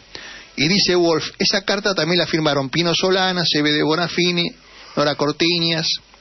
Le llevaron la carta a un hombre, Ahmadinejad, que además de negar el holocausto está acusado por Argentina y por Interpol de matar argentinos. No, Waldo Wolf, pedazo de pelotudo, no. Ahmadinejad no tuvo nada que ver en los atentados. El atentado, te lo recuerdo porque capaz que te olvidaste, fue en 1994. Y Ahmadinejad, estamos hablando ahora del 2006. Me parece que le chingaste en algo, ¿no? Estás muy pelotudo últimamente, ¿eh? Bueno, otra cosa que me mandan acá es que Diana Pipkin, que con ella vamos a ver si hablamos en la semana, es la suegra del jefe de gabinete de Marcos Peña. Tiene una posición bastante diferente a la de este hombre, ¿no? Al hombre a los ojos de Mauricio Macri.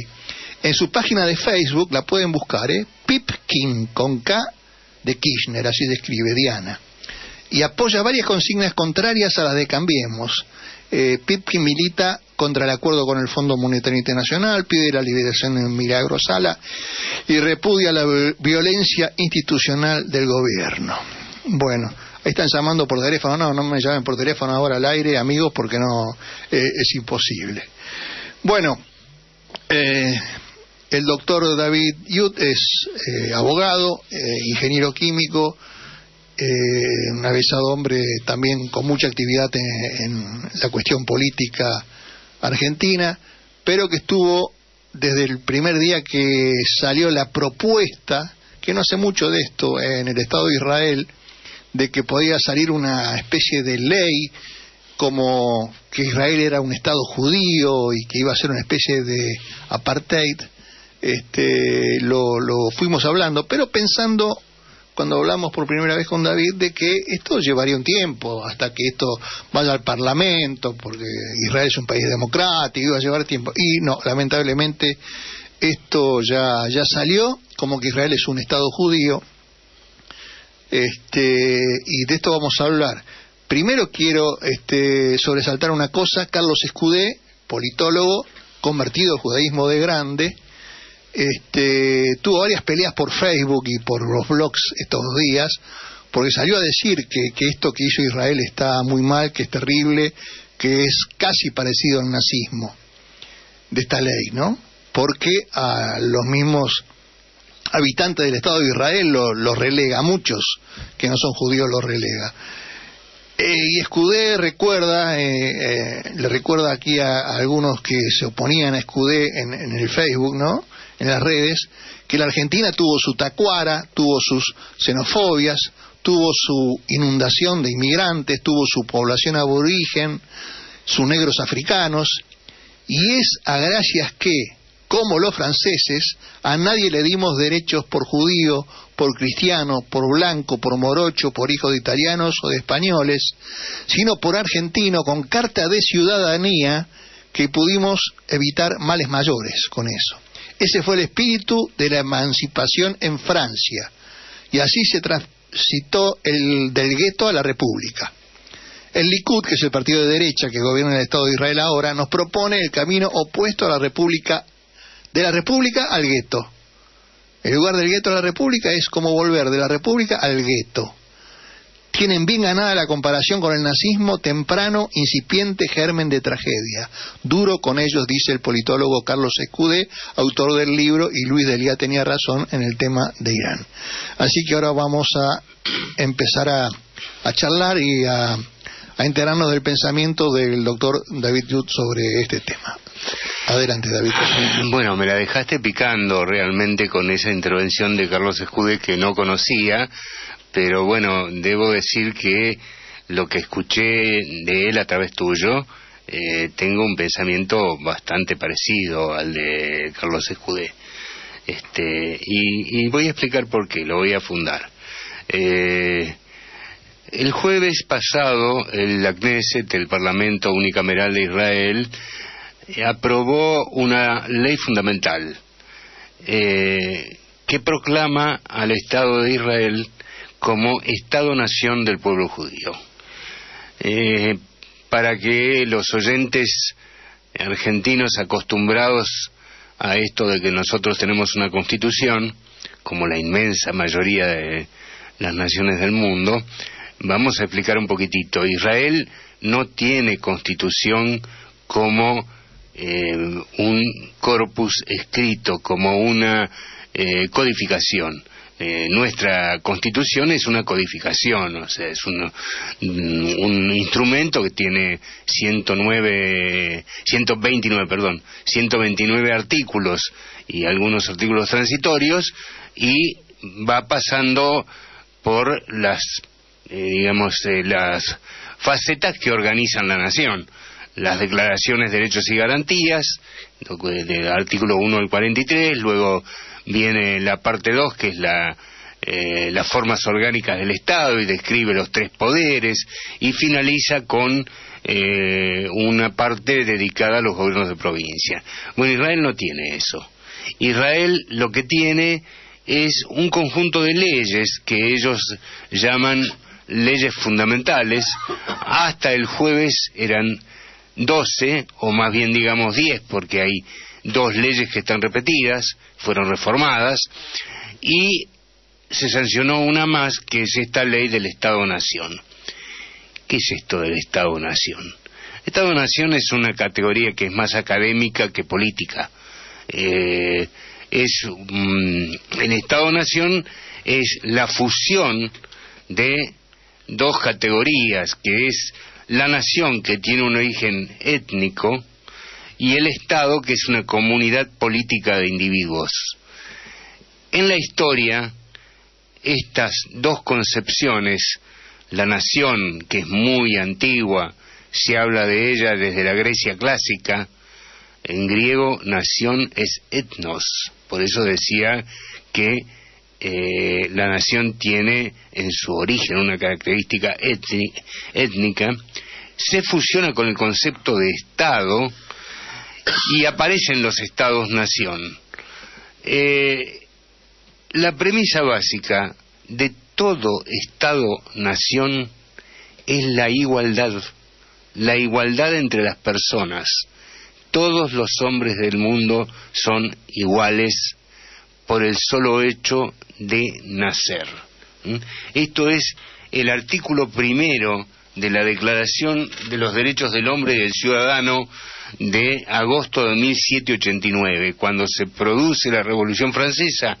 La toma de la Bastilla fue el 14 de julio, la Asamblea Nacional, que se constituye en ese momento, proclama los derechos del hombre y del ciudadano. Todavía era una monarquía Francia, proclama estos derechos del hombre y del ciudadano el 27 de agosto, creo, de 1789, es decir, 40 días después. Y el artículo primero dice: los hombres nacen y permanecen libres e iguales en derechos. Las distinciones sociales solo pueden fundarse en la utilidad común. Esto fue el punto de partida del constitucionalismo, es decir, a partir de la Revolución Francesa empiezan a organizarse los países con constituciones, ciudadanía, y todos sobre la base de la igualdad. Esta ley del Estado-Nación rompe eso, porque proclama que en Israel, que es el Estado-Nación donde el pueblo judío realiza su derecho a la autodeterminación, la autodeterminación es sólo potestad del pueblo judío.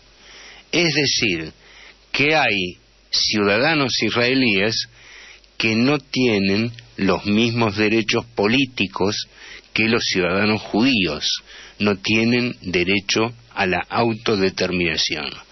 Que no tienen derecho a la autodeterminación significa, por ejemplo, que no puedan hacer leyes, porque la autodeterminación, como están en la Knesset, entonces. Ahora, obligaciones tienen las mismas. Obligaciones tienen más. Fácticamente tienen más, porque tienen que soportar una serie de limitaciones que los ciudadanos judíos no, que no están escritas, pero que todos sabemos que eso existe. Sí, por ejemplo, ir al frente en las guerras, ahí van. Es lo que está pasando con los drusos. Con los drusos pasa eso, efectivamente. Esto de el Estado-Nación que discrimina por su nacimiento a quienes son judíos y quienes no son judíos, tiene muy pocos antecedentes en la historia. Después de la Revolución Francesa, hay que buscar mucho para, o sea, si uno dice, bueno, vamos a ver todas las naciones que se constituyeron desde la Revolución Francesa para acá, y empieza a revisar todas esas constituciones o sistemas legislativos, a ver, para encontrar uno que diga tales ciudadanos no tienen los mismos derechos políticos que los ciudadanos étnicamente X. Sí. Es muy difícil. A ver, yo me tomé el trabajo de buscar en algunas constituciones. Busqué la de Irán. La República Islámica de Irán. La República Islámica de Irán. Y en la República Islámica de Irán esa restricción no existe. Es más, están garantizados los derechos de las minorías cristiana, judía y islámica no chiita. Claro. Están garantizados los derechos.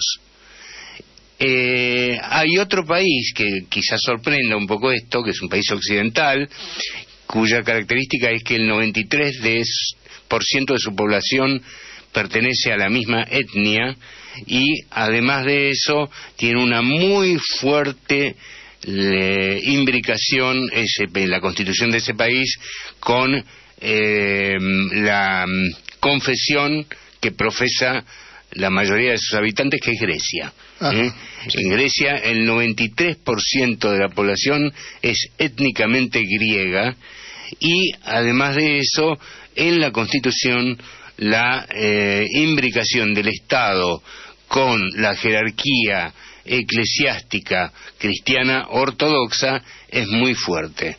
Igualmente no existe esa restricción para los ciudadanos que no lo son. La principal minoría en Grecia, que no es cristiana ortodoxa, son los turcos, que han quedado remanentes de la época de la ocupación, y no hay una restricción. Ahora te pregunto, David, con el doctor David Youth estamos charlando, este tema que sale ahora del partido de derecha, el partido Likud en el Estado de Israel, ¿es un tema ideológico o es un tema religioso? Es un tema ideológico y es un tema religioso. Es muy buena tu pregunta, porque en la cultura judía se da una situación que es a veces difícil de entender para la cultura europea occidental. A ver si me entienden esto. Los judíos no tuvimos en nuestra tradición un Maquiavelo. ¿Qué quiero decir con esto? Maquiavelo es, en la historia de la formación de las ideas y del derecho, el sujeto que se da cuenta de que la política está separada de la moral y que el Estado no puede ser regido por la confesionalidad religiosa. Por eso la jerarquía católica fue tremendo para ellos, porque con Maquiavelo empieza la separación del Estado y la religión. Maquiavelo está en el origen de la separación de la Iglesia y del Estado, que después toma más fuerza con los filósofos contractualistas ingleses y con los filósofos precursores de la Revolución Francesa. Estoy hablando de Montesquieu y de Rousseau. En el judaísmo ortodoxo eso no existió, y no existió tampoco en el Islam. En el Islam no se separa la religión de la política, y por eso es tan difícil el diálogo entre las civilizaciones. El caso de Israel es un caso particular porque yo soy parte, todos los judíos que provenimos de Europa, que llevamos con nosotros el sello de la Ilustración. La Ilustración es parte del fermento que llevó a la Revolución Francesa. Es difícil para los judíos religiosos ortodoxos separar la religión de la política. No pueden. Y acá han ganado una batalla. ¿Eso es más para los judíos sefaradí, para los orientales? Está mezclado, porque a su vez dentro de los orientales hay diversas escuelas, y la escuela que sigue a Maimónides es una escuela racional. No nos olvidemos que Maimónides tiene una obra famosa que es la Guía de los Perplejos, donde él busca explicar desde un modo racional la existencia de Dios.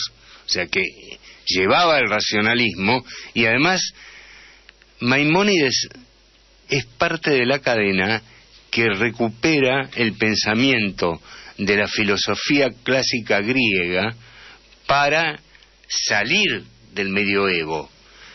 Uno de los discípulos de Maimónides, discípulos indirectos, porque hubo un puente entre ellos, es Santo Tomás de Aquino.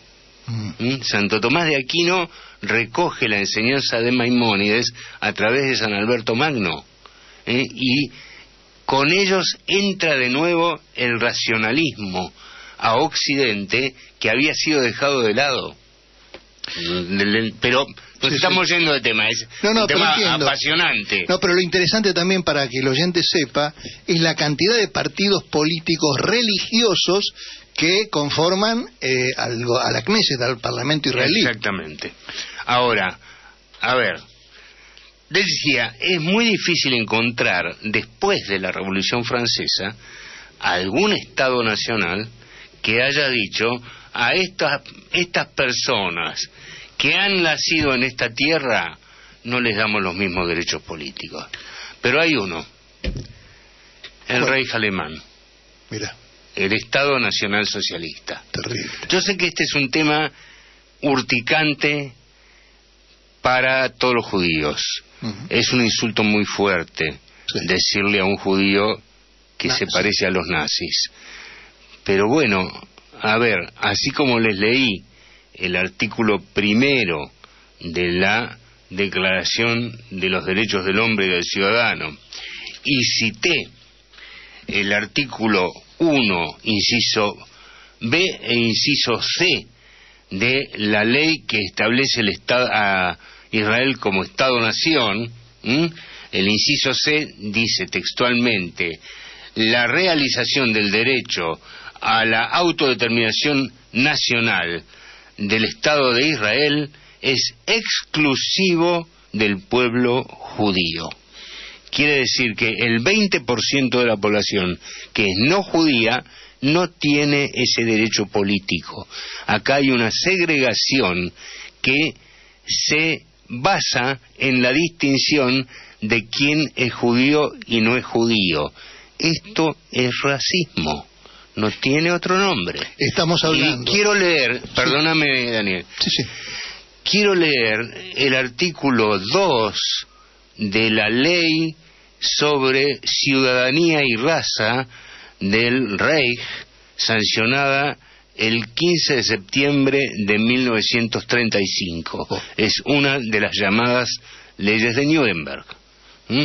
Dice así: solamente los ciudadanos del Reich pueden disfrutar de todos los derechos políticos en consonancia con lo normado por las leyes. Este es el inciso 3. Y el 1 dice: solo es ciudadano del Reich alguien que tenga sangre alemana o parecida. Sí, entonces, la arquitectura jurídica es distinta. El caso del Reich es un caso extremo, porque a los judíos se les quitó la ciudadanía.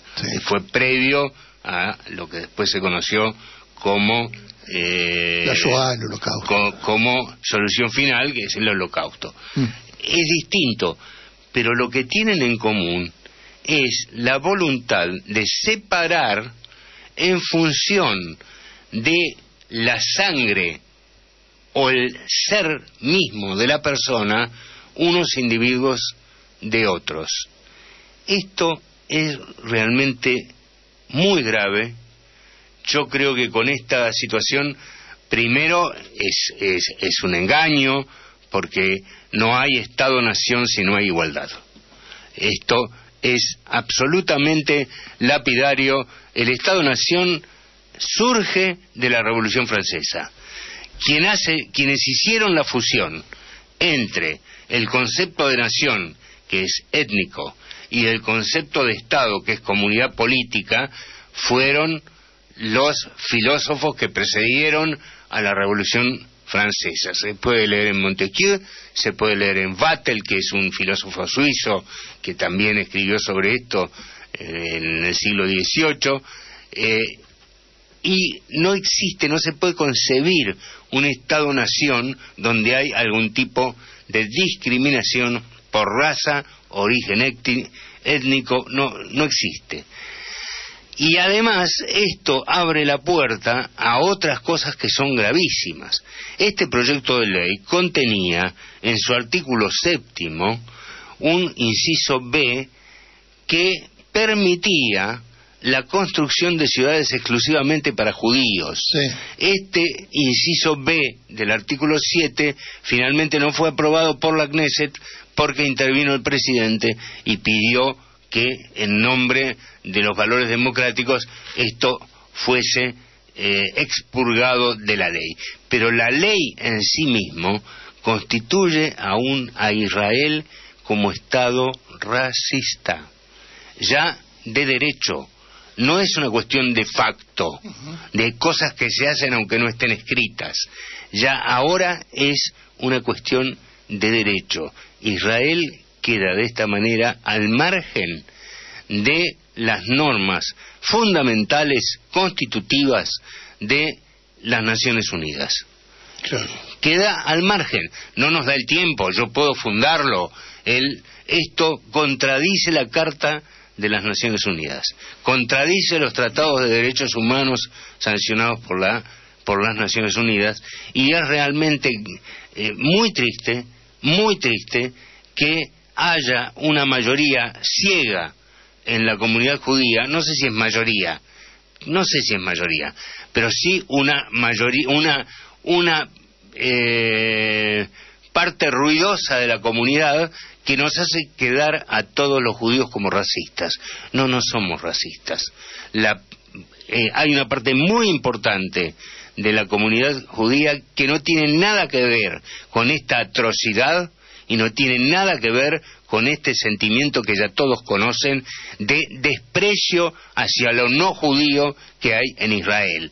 Esto es doloroso, pero hay que decirlo, esto es así. En Israel los medios han logrado que haya un sector de la población que desprecie a todos los que no son judíos. Esta barbaridad pasa ahora y es el final, quizás, de este camino que emprendieron cuando ensayaron construir un Estado que tenga características de Estado-nación, pero que las junte con características que son del medioevo. Claro. Esto es lo que pasa. El Estado de Israel tiene alrededor de 8 millones de habitantes, de los cuales en esto quedan excluidos un 20%. Son más de 1,5 millones de personas. Que pueden ser cristianos, drusos, musulmanes, en fin, todo el que la Knesset del Parlamento dictamine que no es judío. Y dentro de eso tenemos que decir aquí, en la comunidad judía de Argentina, por ejemplo, tenemos, aparte de ese problema, que eso es, digamos, es solo del Estado de Israel, pero acá nosotros tenemos en este momento una AMIA, que es la mutual judía, manejada por una dirigencia también religiosa, para los cuales muchos de los que nos sentimos judíos y somos judíos, inclusive venimos de vientre de madre judía, de abuelas, etcétera, etcétera, hay muchos de esta gente religiosa, ultraortodoxa, que para ellos no somos judíos genuinos. Esto lo dijo un expresidente de AMIA, Guillermo Borger, ¿no es cierto? Así que tenemos otro problemita más dentro de lo que es la comunidad judía.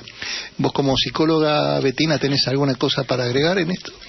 No, como psicóloga no, me parece, como persona, me parece terrible esto que comentaste. Venimos bregando para no me gusta decir ser aceptados, ¿no? Pero por ser iguales, y estamos haciendo lo mismo que hicieron con nosotros. Es espantoso. Sí, nos quejamos de la discriminación y todo esto, ¿no? A ver, hagamos una analogía. Imaginen ustedes que de pronto todas las naciones indígenas originarias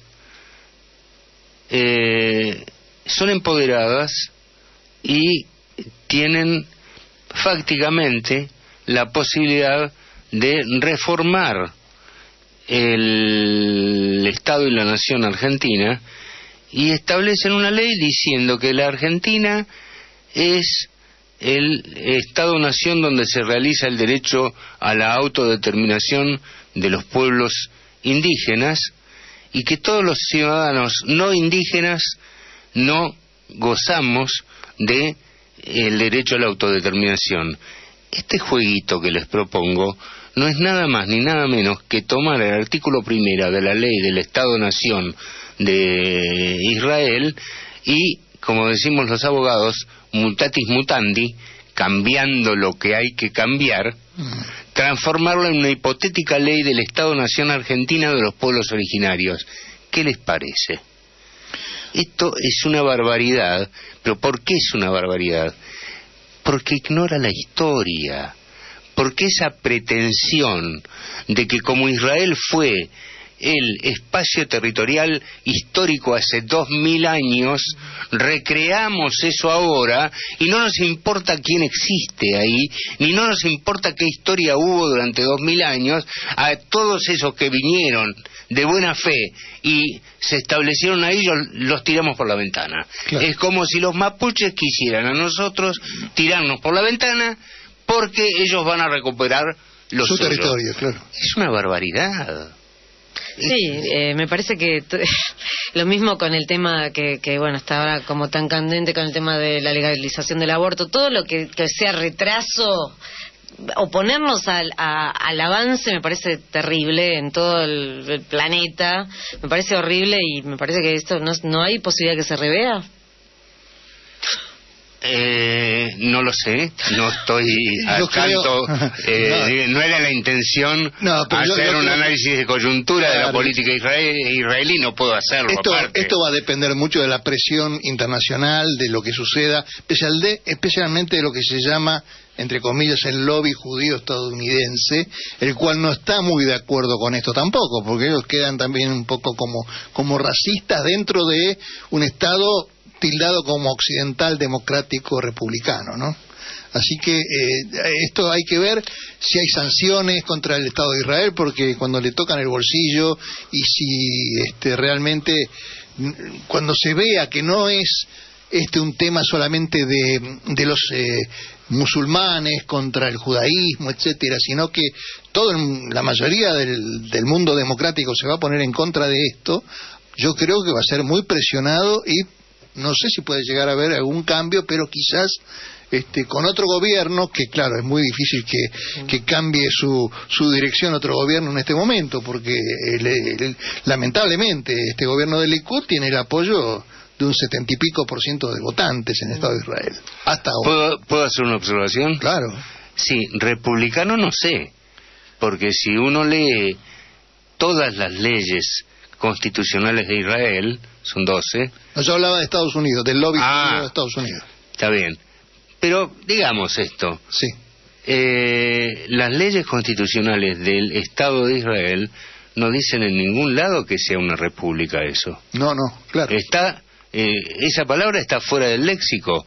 Tampoco se inspiran en la Declaración Universal de Derechos del Hombre y del Ciudadano de la Revolución Francesa. Esa Declaración Universal la tenemos nosotros en la parte dogmática de la Constitución, la tienen los Estados Unidos, la incorporaron a través de enmiendas a su Constitución y está en todas las constituciones.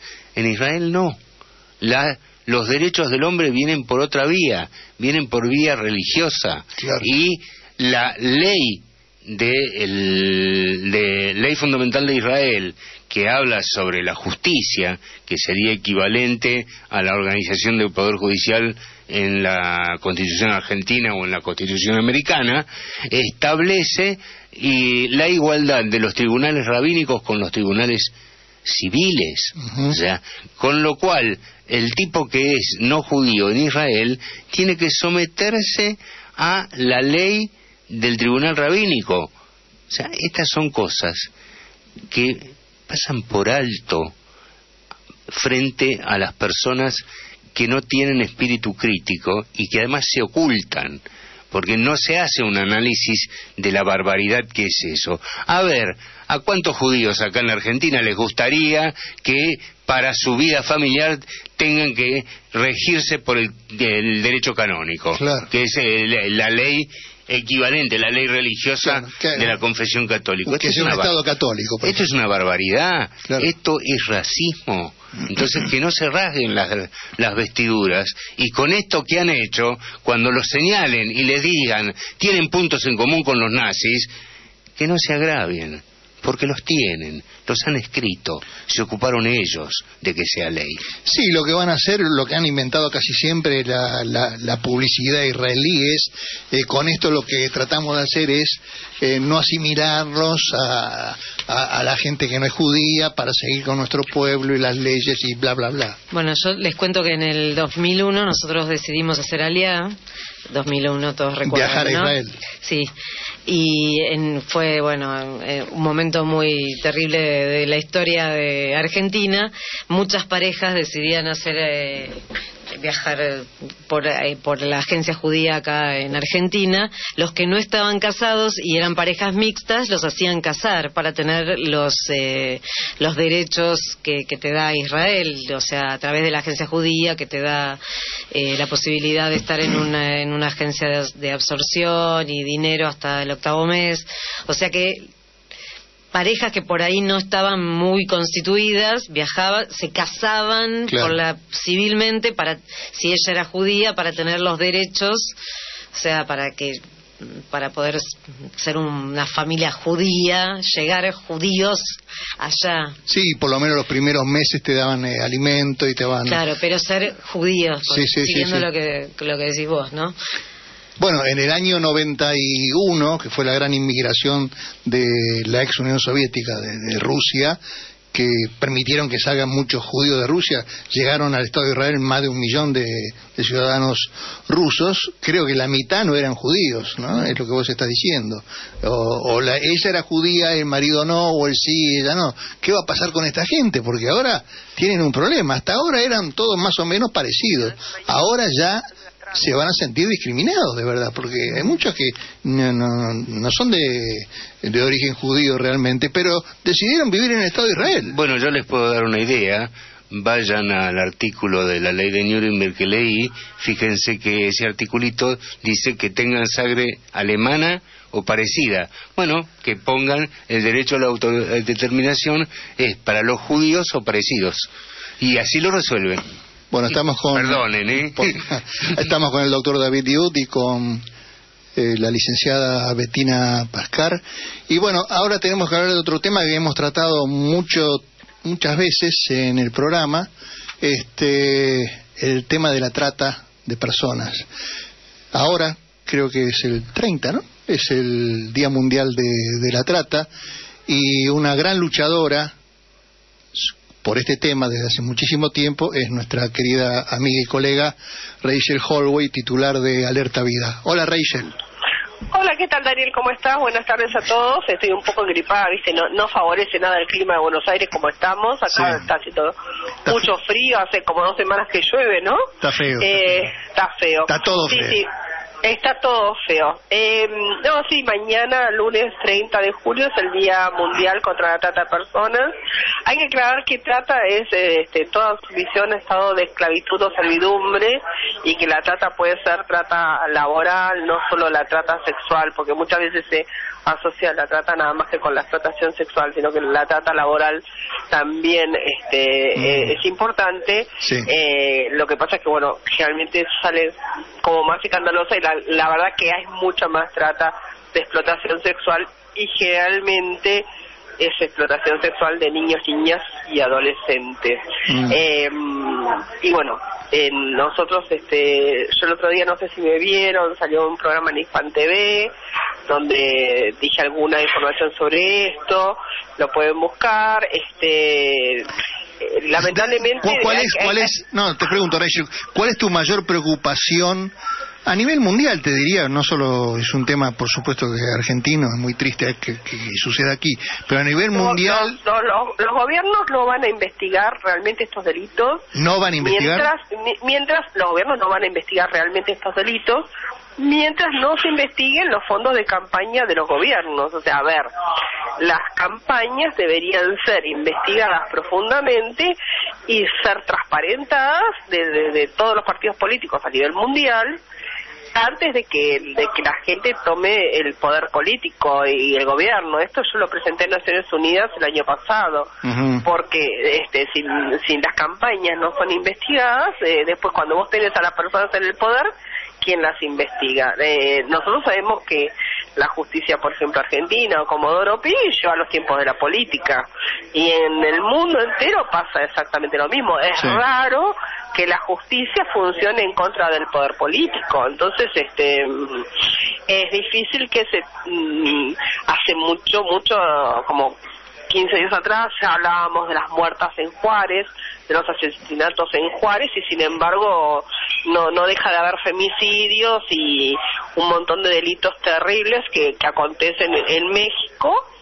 Y por ejemplo, cuando hablamos del caso de Raúl Martins está siendo investigado supuestamente por la justicia argentina desde el año 88. Entonces, si estamos hablando de una persona que tiene captura internacional y que está siendo investigado desde el año 88, y hay que hablar del... Este era el segundo de Jaime Estiuso, ¿no? De la CIDE, Raúl Martins. Sí, era el segundo de Jaime Estiuso, se recibió en la CIDE de Videla en el año 76, pero tiene captura internacional, y entonces... Gran amigo de nuestro presidente Mauricio Macri. Claro. Aportante a la campaña para jefatura de gobierno. Sí.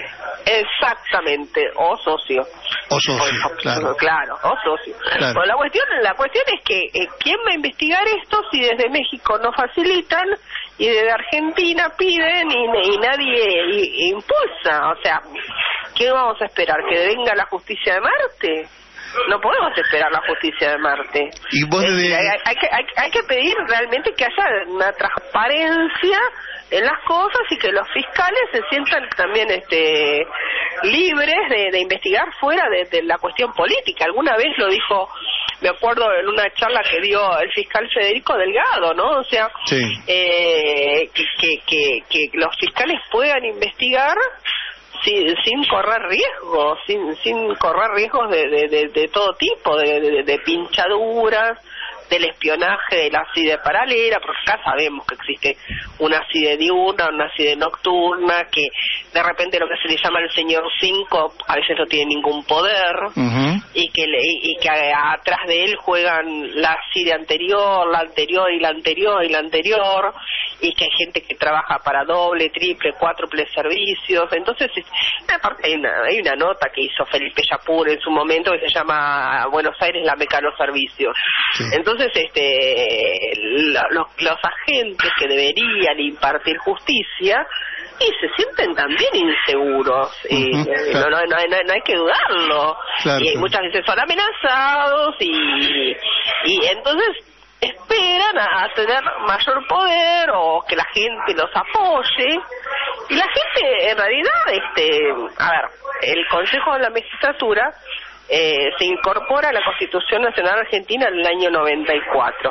Lamentablemente, porque hasta el año 94 y la creación del Consejo de la Magistratura se podía remover a los jueces sin necesidad de pasar por ese lugar, que yo digo que es un club de amigos, que se reúnen menos de 50 veces al año, y te impiden que vos saques a los jueces que no funcionan de verdad. O sea, sin más, vayamos a quién es Bonadío, por ejemplo, con más de 16 denuncias. Bonadío era el socio de Corach y en su momento fue el estudio jurídico que defendía Escobar Gaviria. Entonces, ¿qué autoridad moral tiene Bonadío para preguntar o indagar delitos a otras personas cuando él no puede explicar cómo tiene una casa de $5 millones? Sí, entonces, lo que yo cuando fue expulsado justamente del juicio de AMIA, ¿no? Lo echaron. Exactamente, cuando Nisman en su momento lo denunció por justamente las amenazas. Lo quería matar. Bonadío lo quería matar. Acordémonos que Bonadío mató a una persona siendo juez. Exacto. Bonadío mató a una persona. Entonces, cuando hablamos de transparencia y cuando hablamos de que las cosas se sepan, hay que decir, hay que tener memoria, hay que tener claridad, hay que realmente buscar una transparencia y la verdad, y pensar en un mundo sin esclavitud en todos los sentidos, en que los poderes no sean esclavos, en que el poder judicial pueda funcionar sin esclavitud al poder político, en que el poder legislativo pueda funcionar sin esclavitud a ningún otro poder y así vamos a poder liberarnos todos. O sea, porque, a ver, nosotros dimos, Argentina en su momento fue el líder en la lucha contra la esclavitud. Rosas fue el primero, ¿no?, que declaró la libertad de la esclavitud en el mundo, porque en 1813 lo que se declara es libertad de vientres. Pero Rosas dio la libertad, el primer país que declara la libertad, que no hay esclavitud. Bueno, ahora estamos volviendo en 2 años es como y pico. que hubiéramos retrocedido 150 años o un poco más. Terrible. Rachel, no tengo más tiempo, te pido mil disculpas, te agradezco mucho, sobre todo por tu trabajo, y ayuden, apoyen a Alerta Vida. Rachel, mañana todo el mundo que ponga el hashtag no a la trata, que es muy importante. No a la trata. Gracias, Rachel, hasta siempre. Bueno, doctor David Youth y amiga Bettina, sus últimas palabras, que ya nos tenemos que ir yendo. Bettina. Gracias por el espacio, gracias por todo. No a la trata, sí a la justicia. ¿Qué te puedo decir? Gracias por estar acá, Bettina Pascar. Gracias. David. Bueno, gracias, Daniel, por la invitación, y bueno, que todo esto sirva para que haya mucha gente que piense. Eso es lo que tratamos, que reflexione y que no acepte como cosa verdadera todo lo que reluce por ahí entre las estrategias del marketing. Gracias, David. Bueno, pido disculpas, hay muchos oyentes, dejaron mensajes, no tenemos más tiempo. Nos vamos a ir justamente con una reflexión que nos manda el amigo gran periodista Carlos Barragán, que se titula Se están yendo, para dejar un poquito de esperanza y para ponernos en realidad de lo que está pasando aquí en la Argentina, sobre todo, ¿no? Se están yendo. Ellos han sido brutales, sádicos, voraces. Nosotros aguantamos. La resistencia no lo dice, pero tácita y estratégicamente es una resistencia pacífica, paciente. Ellos nos han perseguido, nos han empobrecido, enfriando nuestras casas, rompiendo nuestras parejas, dejándonos sin asados, con pocas alegrías, y nosotros aguantamos en paz, y también expresándonos, puteándolo fuerte y pidiéndoles que dejen de hacer lo que hacen. Lo primero es lo menos inútil. Ellos abusaron de todas las herramientas de las que dispusieron: el dinero, los jueces, la violencia, los periodistas roedores. Nosotros achicamos los gastos, fuimos presos y nos informamos haciendo malabares. Tuvieron tanto apoyo de parte del poderoso beneficiado como del cínico miserable. Los bancó el odio del mediocre y el egoísmo del ignorante. Los soportó la ilusión del crédulo y el distraído. No hubo una sola virtud en ellos ni en los que los sostuvieron. Nosotros anduvimos perdidos, pidiendo ayuda de nuestros representantes que estaban perdidos, porque nos parecemos a quienes nos representan, y aguantamos la fuerza arrasadora, la fuerza que nos arrasó, nos lastimó y nos dejó vivos con marcas que son aprendizajes imborrables. Tuvimos mucha bronca y se nos fue pasando. Ellos tuvieron mucha saña y se fueron gastando las crueldades. Sus socios ya no les tienen confianza. Nosotros ya sabemos que son vulnerables. Aprendimos que toda fuerza es circunstancial, aunque el poder sea permanente. Escribo y describo en pasado porque son las 8 de la mañana y desde las 4 que no puedo dormir. Creo que mi insomnio es una especie de entusiasmo por saber que ya empezaron a irse, por saber que ya empezó su final, por saber que Macri no se va a ir en helicóptero, pero que después de entregar el mando se tomará un avión y no va a volver. No por miedo a un atentado, sino por miedo a que lo escupa un caddy en el campo de golf o un mozo en Recoleta. Se están yendo y nos dejan otra vez un futuro incierto, un futuro que no será como este presente, y eso ya es suficiente para querer festejar. aunque pasemos lo que les resta con más golpes y más pobreza. Veremos más destrucción y más cinismo, porque las bestias malheridas se convierten en monstruos rabiosos. Por miedo, porque ahora el miedo lo tienen ellos. Gracias al amigo Carlos Barragán. Soy Daniel Schnittman. Nos vemos la semana que viene. Chao. Gracias, María. AM740. Radio Rebelde. Alta Radio.